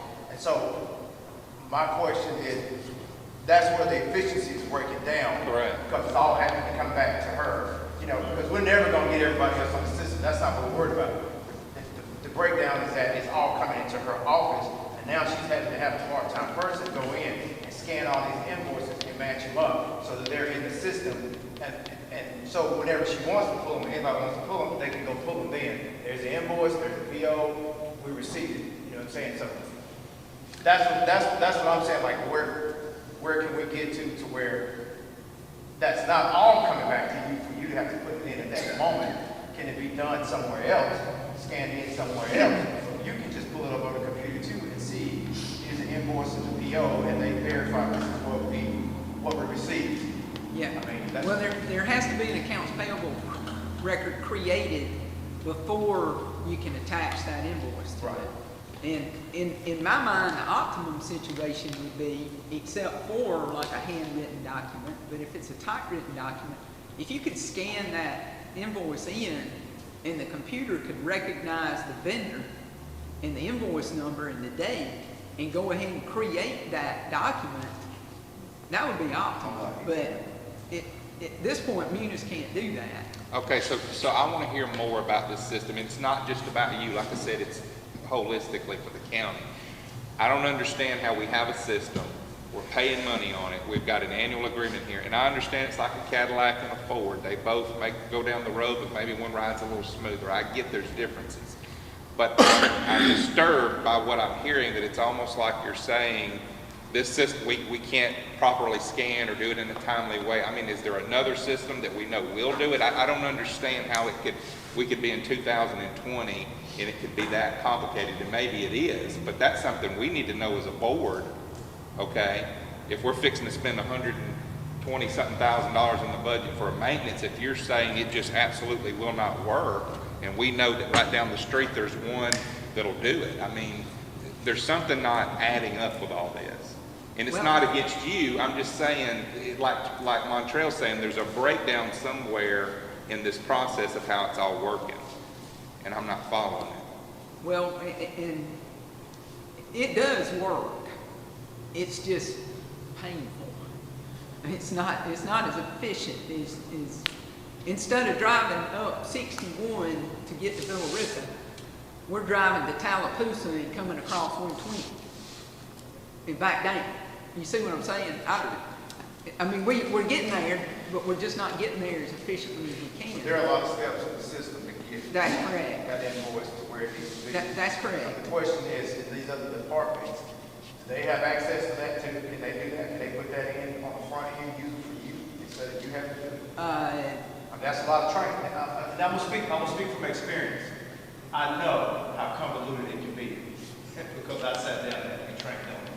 And I was looking at it too, like, oh wow. And it doesn't matter what department you're working in. You know, I'm looking at the human resource department, then I have to turn around and look at my revenue and my expenditure department. So I'm looking at both on my job. So I know that the program is convoluted and it takes a lot. I would say as a manager, I would not be comfortable turning it over to somebody in my department and saying, hey, I want you to do this part. So that's what I'm wondering, is that an issue for us as far as putting it in on the front end, user part? Is that an issue? Because it's so convoluted. It's just best for you to get it all in there and do it yourself and make sure it's done right. I can't answer that question without some further study. Okay.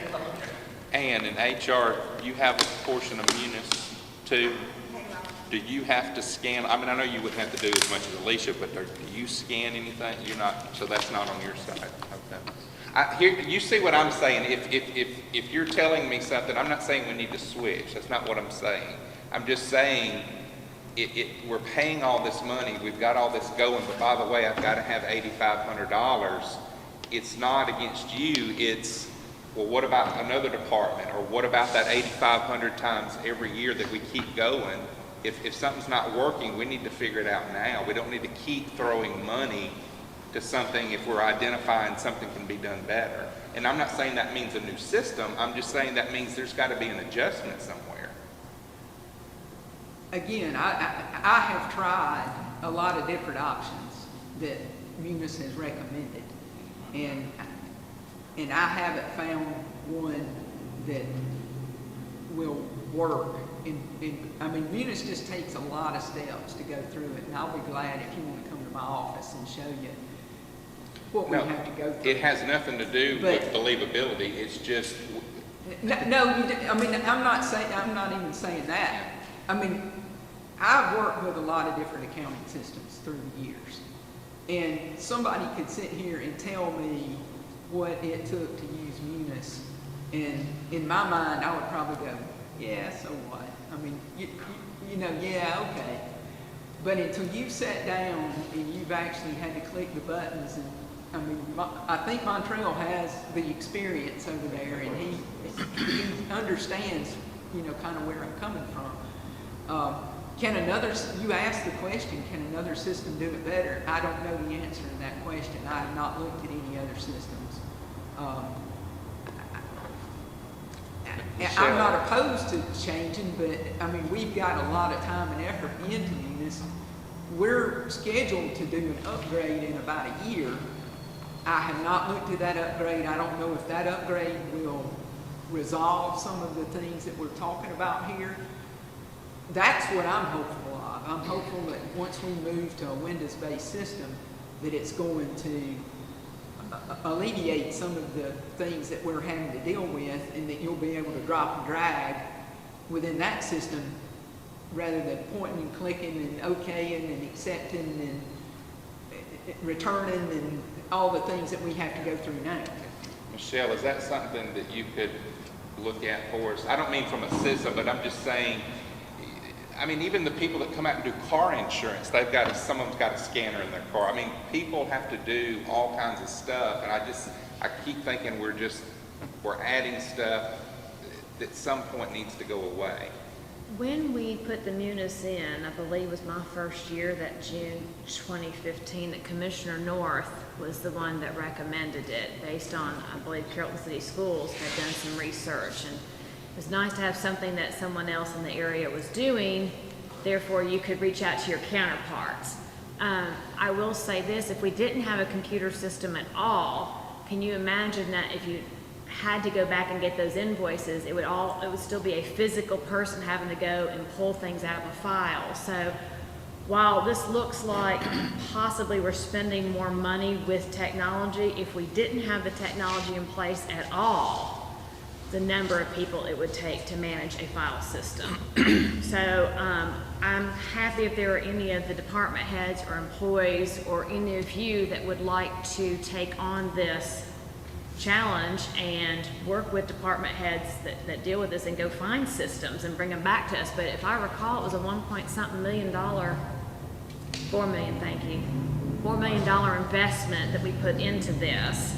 So it's not something you want to just change tomorrow, but I'm more than happy if you want to chair it, an ad hoc committee. I'm happy to put together anyone who would like to come back 6 months, 9 months from now and give us a proposal and tell us what you have found out. What could you tell us on the muni system? You did the payroll, you had to set it up, you and Lisa, so give us a little bit of input. I think some of the district commissioners were on board. We were originally with ADP, and the county had been with ADP since 1997. That was actually the first payroll system that the county invested money in. And we went out and started looking at payroll systems, and we looked at several. We were just looking at a payroll system. We were not looking at a financial system. And it started in early 2015. And I remember going to a work session. It was at Public Works. And we wanted to go to, it was called Ultimate Software. And we had done a lot of research looking at other payroll systems. And at that work session, Commissioner North wanted to look at a financial system. And so we had to go back to the drawing board. And there's not a lot of systems out there that does both payroll and finance. At the time we went back out and started looking at those different providers that did it, there were only 4. And one of them was New World, one was Tyler Technology, and the other one, I can't remember the name, but they had just gone into business. Douglasville actually used New World. Carrollton City Schools actually used Muse. Paulding County and Rome, they used Muse. So we came back, and actually now Muse has purchased New World. So there's not a lot of systems that will do both. And Muse has basically kind of taken over government, and they have a lot of business all over the United States. It's a very big system. Really, finance should have rolled out before payroll did, and because we were under the gun, ADP was getting ready to pull the plug on us, we had to make a hurriedly decision. So the first payroll check came out in October of 2015. And then finance, if I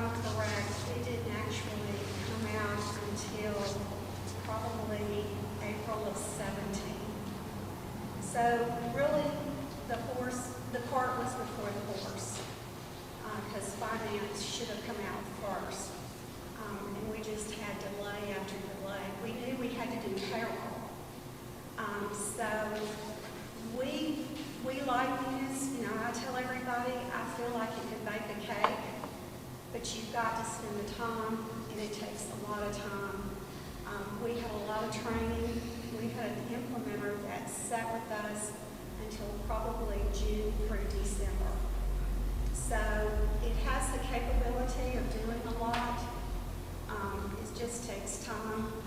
And I think Commissioner North, the reason why he wanted this type of system is because all of you, if you wanted to set up a username and password, you could go in and you could drill down, and instead of calling finance and asking the question, you could actually go in, and then you could go in and see all the invoices that are paid out of the line item. So I think it's set up to be a really, really great system. It just takes a lot of time, a lot of training, and it does have a lot of steps. And I know since we began in 15 to now, you know, things are getting easier. But when we purchased it, it was a 5-year contract. It was paid out of SPLOST, and that's why you're now seeing the renewal, because it's been 5 years. So now you're seeing the annual cost of the finance and payroll system. And Ann, your department has grown in the last couple of years. So even though you got this payroll system, we've still had to grow the HR department. Yes, well, we didn't, you know, when I began, you know, I was by myself from 2001 to 2008, and then I had one person, and actually payroll was originally under finance. It was under Don Johnson, Lisa Lofton, Mary Jo Smith, and Trent Marlin. It was a 4-person office back then, and payroll was under finance. And when we started talking about changing payroll systems, I wanted payroll to come under my office.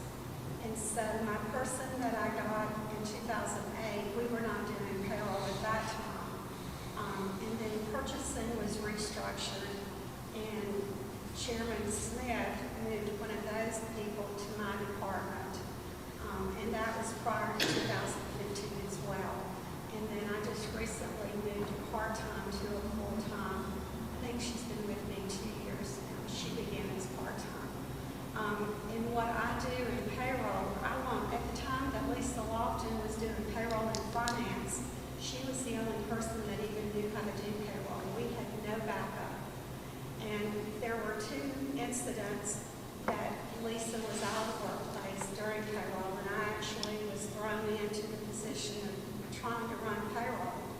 And then the other time was Don Johnson had to run payroll. So it was at that time we needed other people to learn how to do payroll. So when I asked for payroll to come under HR, Lisa, I had a team. It was Don Johnson, Bridget Triggs, Lisa Lofton, and myself, and Standa, who really started looking at the payroll system. And then Lisa and I are actually the ones that actually implemented the system. Sanda moved, Bridget left, and it was just Lisa and myself. And we worked many long hours from June to the first check that came out in October. I mean, sometimes we were there at 3 and 4 o'clock in the morning, and Saturdays and Sundays trying to get that system in. So we spent a lot of hours. The system rolled out, and so now I've got, Lisa was originally the person running payroll. Megan Carroll, we have taught her to run payroll, and now I'm teaching Darlene so that payroll will be able to run no matter who's there. And that was something that Carroll County needed, because at the time that Lisa was in finance, she was the only person that even knew how to do payroll. So now I've got 2 people, another one training, so there will be good backup. But Munis is a very extensive system. It does have a lot of accepts, returns, but it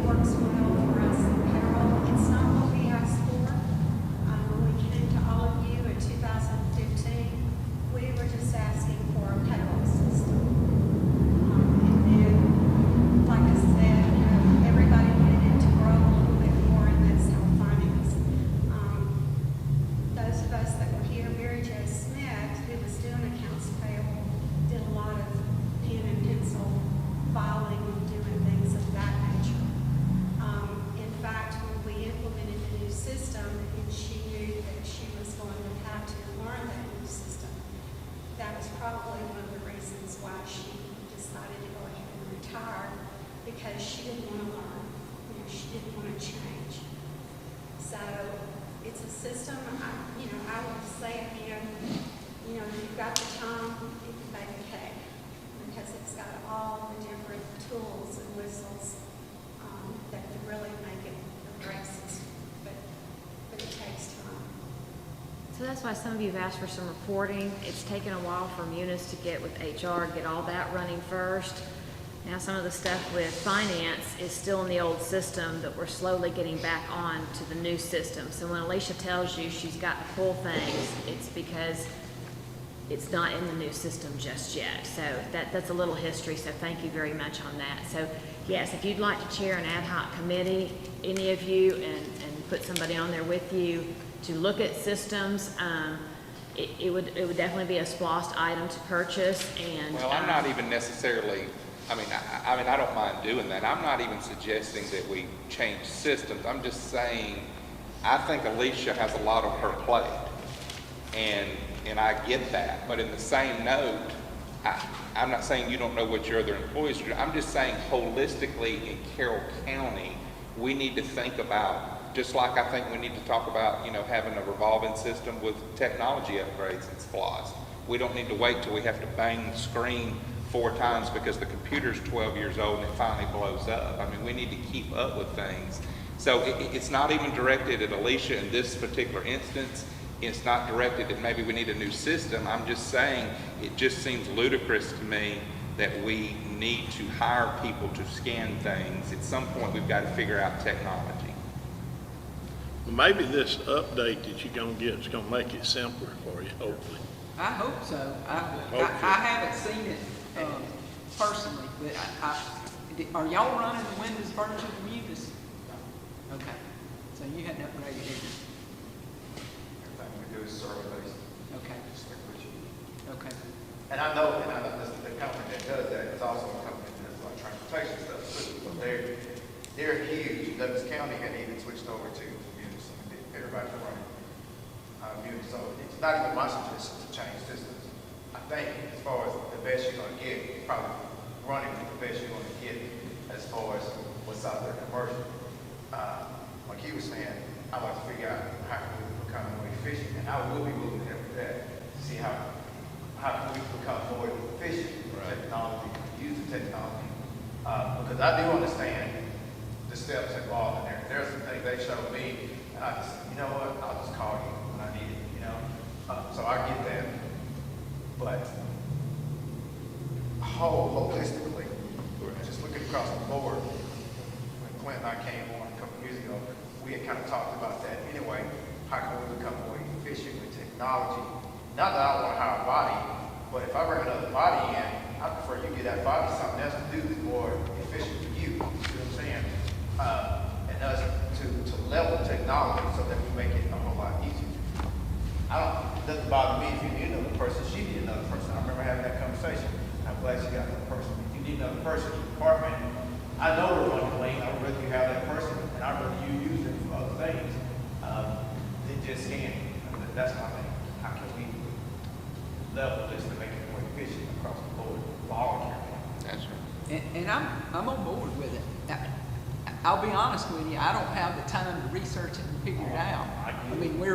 We're pecking at it a little bit at a time, and I'm fortunate to have somebody under me that was a finance director for a municipality and a city clerk, so she understands how governmental accounting works, and she's been able to work on some of these inefficiencies, and we have worked through a tremendous amount of stuff and become more efficient.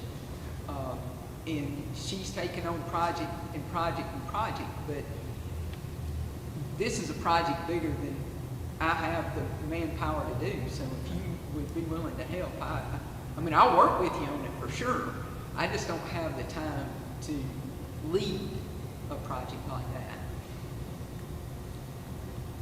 And if in the meantime I could get the support maybe this year, if we can work through this year, and then next year we don't need that person, I'm good with that too.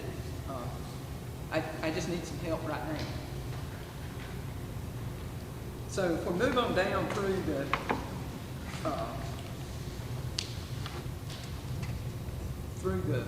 budget, for the commissioner's office, you know, Can I interrupt you for 1 second? I just want to clarify Commissioner's office. Let you know what's in this. In Commissioner's office is the finance department.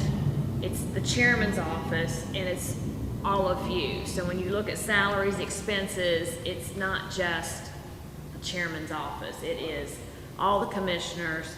It is the entire finance department, and it is the commissioner. So I just want to make that clear, because sometimes it would be nice if we had finance on a separate page, we had chairman's office on a separate page, commissioners, but I want to make sure real clear what commissioner's office means.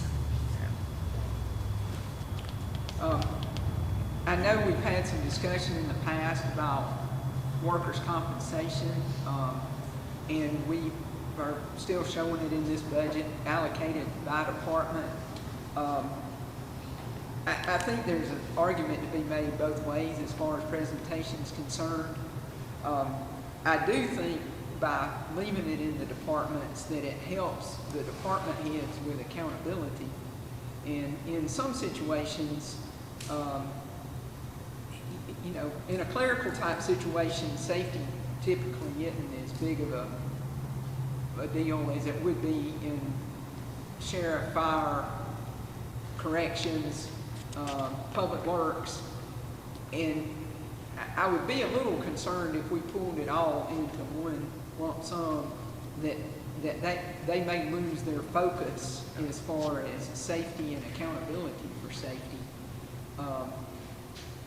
Even though I know that we have sustained some large workers' comp claims through the years, I feel like leaving it in the departments will help with that accountability. So I just kind of wanted to put that out there as a general statement as far as workers' compensation is concerned. So, Alicia, what is that number? That's $75,000. Those are expected. It's my elbow. Oh. Okay, I mean, It's expected claims for workers' comp for FY20. yeah, but, okay. Workman's comp is like that's like an insurance, right? Yeah, but we're self-insured on it, so we're, you know, ultimately, so being self-insured, I think. It's fine. I was just gonna say, I mean, it said, she said, like clerical, you don't expect that to happen.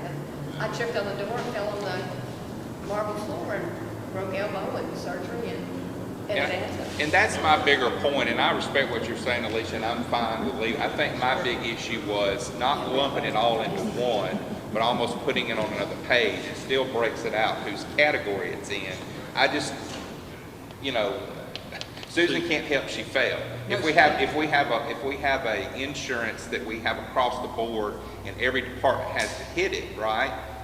I mean, everybody's getting insurance, but if somebody can't help something or a ceiling tile falls out and knocks me upside the head and it's $100,000, that just almost seems unfair that that's totally, it just seems like an unjust way to show it in that manner, and that's all I'm saying. But like you said, you made the point it can be done either way. That was just my concern, that we've got really department heads that are working really hard, and if you just go look at the bottom number and their budget went up by $75,000, maybe it really didn't, in the sense of they're not spending any more money. They just can't help a ceiling tile fell out of and hit an employee upside the head, right? Right.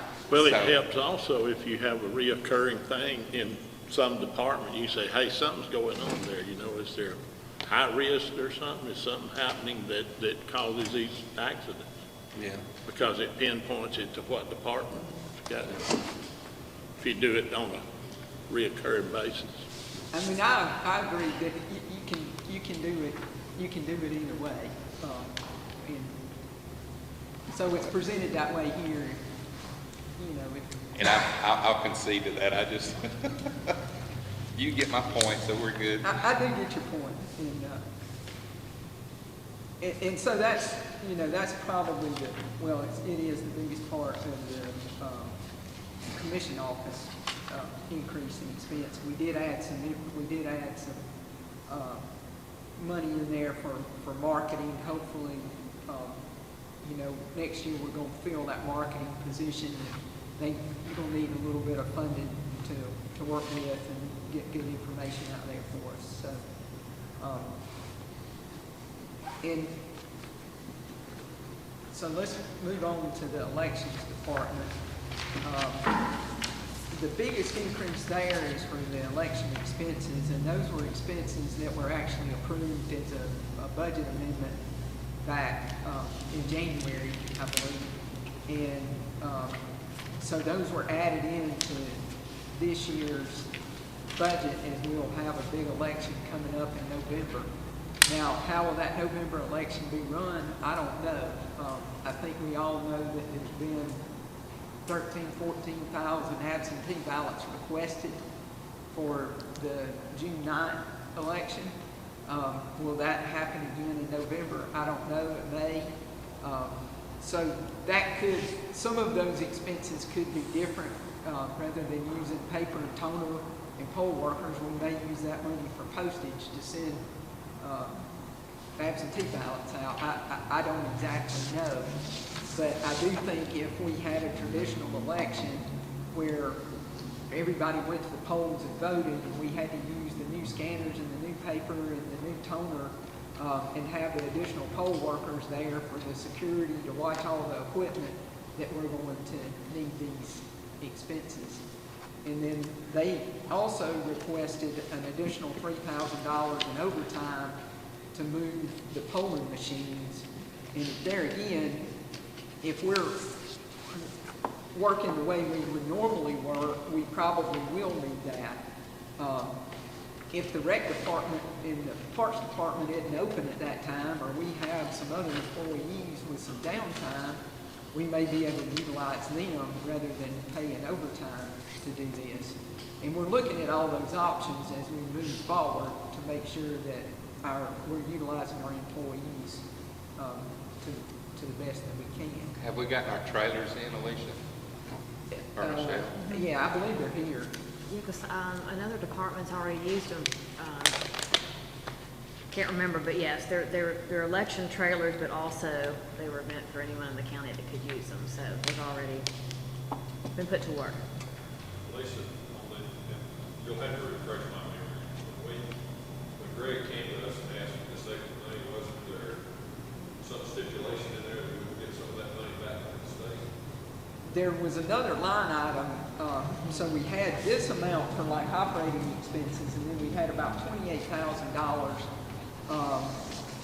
for the trailers and some other equipment. And I think the answer is yes, the state will be reimbursing us for that.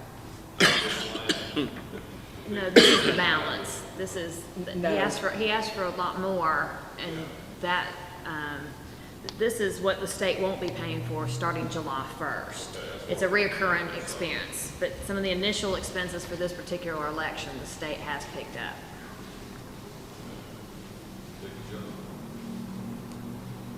Yeah. That's one of those, the state has some requirements we have to provide. So. They send it down, but they don't send any money with it. Well, they're gonna send a little, Hopefully. once, Once. and then we're on our own. The general administration budget, that includes the maintenance of the historic courthouse, the judicial center, College Street, and other buildings that are located over on Independence Drive, DFAX, and Health Department. That includes human resources as far as labor and maintenance people that are related to maintaining all of those buildings. And there's also the increase for the munis expense in there that we'll have to start paying for FY 2021.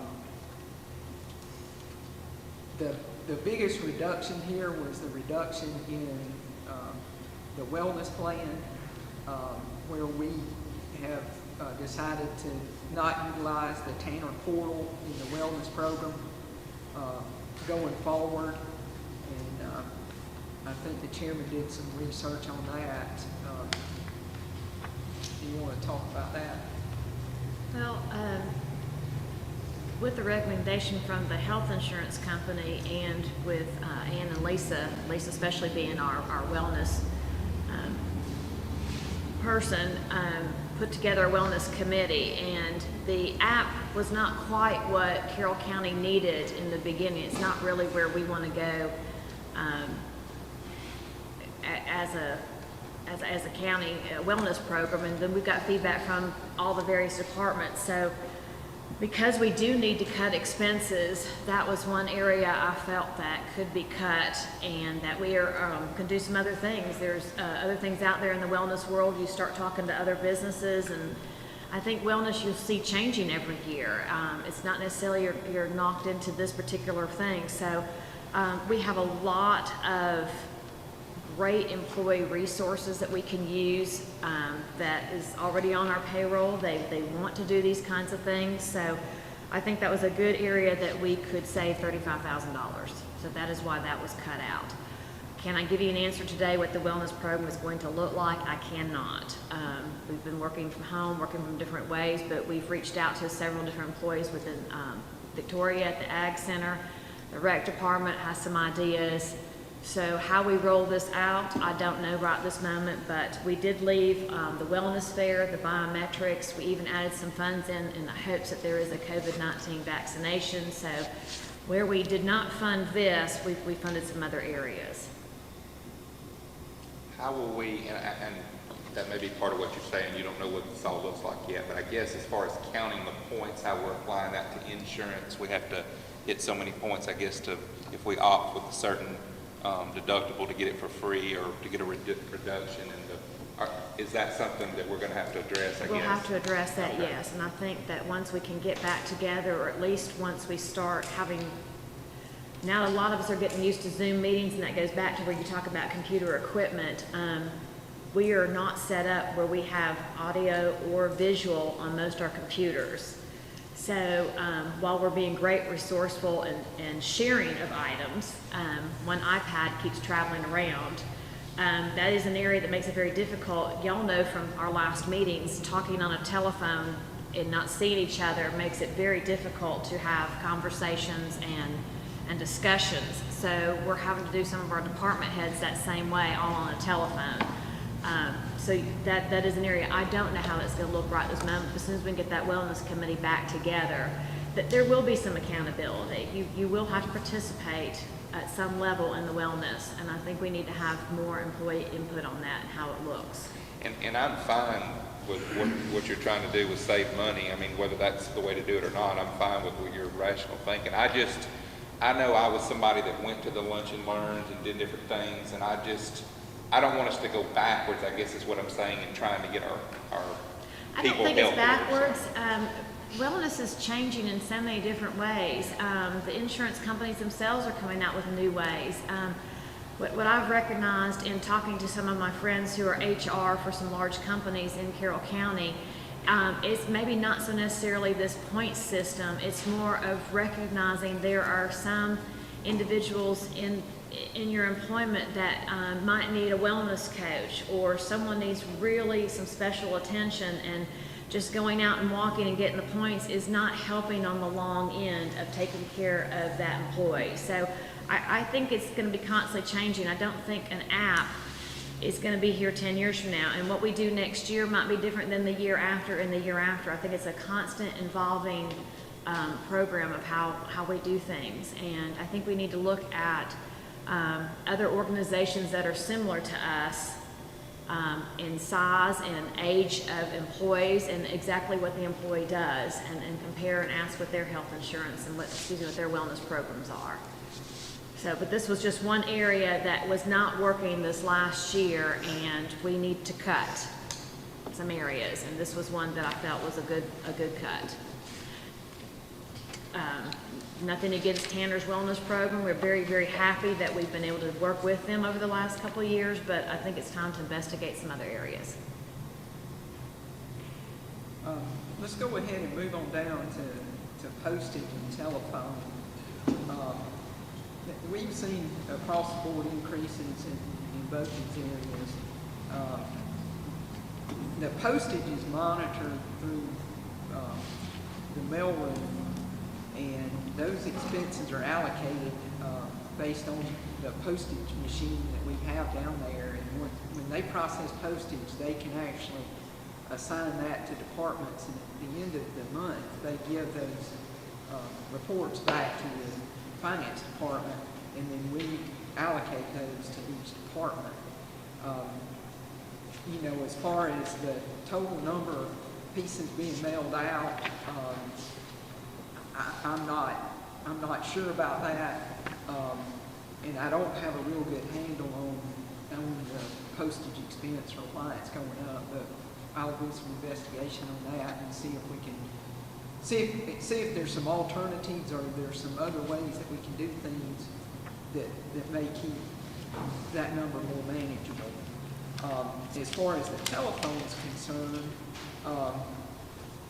we have moved a lot of our business as we've gone to fiber. We can do voice over IP.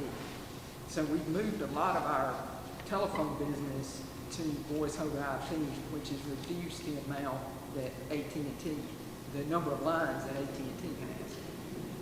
And they have continued to increase our rates. I have not been able to put a finger on that, but we are working on getting quotes from communication services and finding out whether we have to continue to use AT&T. At 911, we do have to have AT&T lines coming in. That's a requirement. So we can't change that aspect of it, but if we can get communication services to quote the business outside of the 911 center, we hope that we can save some money on the phone. We have seen significant benefits in moving to Sync Global over the past few years, but I think AT&T caught on to that and started bumping our rates up, and so we've just got to figure out what's going on, and Joel's working on that for us. So hopefully we'll come up with a good answer there. And then we've got, our contractual services, we did find some areas that we could save money on, but the Munis annual service is $120,000 that we'll have to start paying this year. And then the bottom line that says payments to cities, that's the actual excise tax payments to the cities that we changed the accounting number. So that sums up the general administrative. Lisa, I would like for you to look into postage in this one department, because I looked at postage in all the departments, some of them went up, some of them went down, some of them stayed the same. This is the first time nobody else in no other department has seen that kind of thing. Well, this is where the postage is originated from. Yeah. So my concern is that it's not being pushed out, that the increase may actually be in other departments, and that money's not being allocated to those departments correctly. So what gets left in this account, so you buy it all out of general and admin, and then you start spreading it out to all the other departments, and whatever's left stays in general and admin. And so my concern is that we may not be getting it out to the other departments the way we should be. So if they're not putting those codes in the system the way they should be. Yeah, because that's really got to confused. If this is a central place for postage, and now we got departments that are still asking for postage, then something's wrong. Well, the price of postage did go up, Well, and we increased that last year. Yeah. And so, you know, some of this could be the fact that I didn't increase it enough last year. Some of it could be based on the fact that we have used more postage than we would have in a normal time. Like in the tax assessor's office with the appeals, they may have used more postage for those appeals. I'm not 100% sure. But the tax assessor's office has a postage line in there too, so that should reflect What went on with the tax assessor's office should be reflected here. But what I'm saying is all of that mail gets carried to the mail room. For the tax assessor, it gets taken to the mail room, and the postage gets applied to it, and then the mail room carries it to the post office. So if they processed 100 pieces of mail from the tax assessor's office and didn't code it to the tax assessor, then it stayed in general admin instead of going to the tax assessor the way it should have. Yeah. Okay. And my question that I sent you, and I appreciate you addressing that, was not even necessarily challenging what the postage was in each department, but here again, the holistic approach. So like a credit card, you can opt in legally, right, by the state. You can legally say, I want to receive my bill electronically, and then you're responsible for paying it through that method. It doesn't have to come through the mail system. And so like talking with Alan Lee, he's explained he's doing a lot of things internally that where he's not having to send postage, some things that he has to send certified, he has no choice. Right. Well, I have no, kind of to Ernie's point on bigger things, talking about benchmark standards or performance indicators, I have no way of knowing if another department, if they can cut their postage in half because maybe they think they're doing nothing wrong by mailing everything out, and they could be maybe emailing half of their stuff too. So it's not even a challenge, is it a real number? It's can it be more efficient or not? I have no way of knowing. Yeah. It's just like you're only going off what the prior year number is. You don't really know if that number could effectively be changed. And that's one of the things that Gerald kept an eye on. Right. And, you know, since he left, I think that number just hadn't been watched the way it should. But we'll try to get our arms back around that. For admin, general admin law, we're leaving that the same. Information technology, we did bring on a part-time person that was put in the budget last year, and it was actually put into the regular salary, so I've moved that into temporary labor down where it's being charged through payroll. We've added about $14,000 a year for additional ransomware and off-site storage to try to keep our data as safe as we can. I think that's always a place we can spend more money, but there again, our guys are really doing everything that they can to keep our costs down while also keeping our data secure. And they feel like this is adequate for now. Going into next year, we may be looking at another increase. The people that are grabbing data are smarter and smarter and doing more and more. So we've got to do more and more to try to offset that. One thing I noticed, Alicia, is when Southwire, and I think Michelle sent out an email that we could go and attend, but they had something at the library at Villa Rica, and Joel and Chris came, and I was learning through them, because a lot of that is foreign, what they're talking about, it's over your head, but we were actually doing a lot of things that Southwire was suggesting that companies be sure to do, we were already doing. So that made me feel good from that perspective. But I'm like you, I mean, we need to always be prepared that we may have to spend more money here, because the last thing we want to do is have a hijacked system, Well, and there again, you look at the other counties around us, I think Douglas County spends over $1 million a year on IT, and we're spending $288. And my concern, and Michelle, you addressed this, and I appreciate you sending it to me, but was, all employees not having an email, that may be a SPLOST issue down the road that we try to deal with, but I mean, to me, that's bothersome that we don't have a system or a server. We would have to upgrade the server. Well, what else would we maybe, if we only are adding a couple of hundred emails and we have to upgrade the system, is that telling me that the system or the server is not really where it needs to be now? So there's a lot of things with technology I think we really, really need to pay attention to that may not be reflected in the general budget, but SPLOST-wise, we really need to be thinking about it in the future. I just don't see how you have an institution with 600 employees and everybody does not have access to an email in this day and time. That's nobody's fault. That's just bothersome to me. So. Well, I don't know that every employee would utilize an email address. all of the people that need email for their job have email.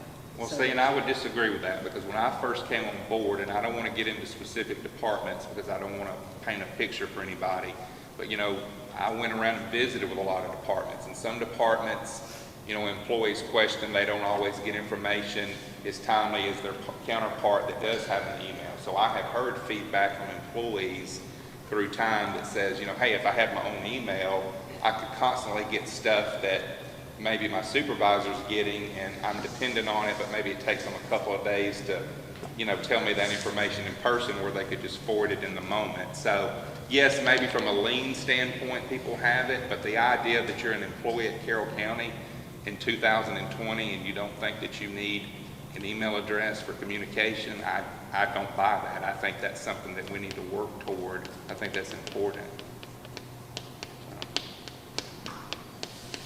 Okay. I was gonna say, unless there's any more questions on this one section, general admin, tax commissioners are our next category, but, our time is getting right to 11:30. So if we just finish up any questions on, IT, and if not, then we'll find this to be a good stopping point. Cybersecurity, that we've talked about. Is there some systematic, update of that, or I guess just a routine systematic approach that will always be on cost of one This- step ahead of the hacker? I mean, what? This software that we have, it does have upgrades. I mean, that's part of what we're paying for. That's part of what this expense is to keep us continuously updated and make sure that we are trying to stay ahead of the curve. Well, and Joel and Chris, as I receive information either from the chamber or from ACCG or from our insurance company, because we also have some insurance on hackers, not a whole lot if anybody's listening wants to hack Carroll County, but that information's coming into me and going out to them. They have sat on several webinars, and they probably do things on webinars I don't know they're doing because they're getting information from their own research that they're doing. So, yes, this is another area where we probably could spend more money. I was gonna ask, like, does ACCG or some more global entity know kind of what's going on, and we're. I think that's a Joel and Chris conversation if you want to meet with them individually. I'm sure they'd be happy if you wanted to add some more money in here. But anyway, so if there's no further questions, I'll go ahead and stop us right this moment. And when we get back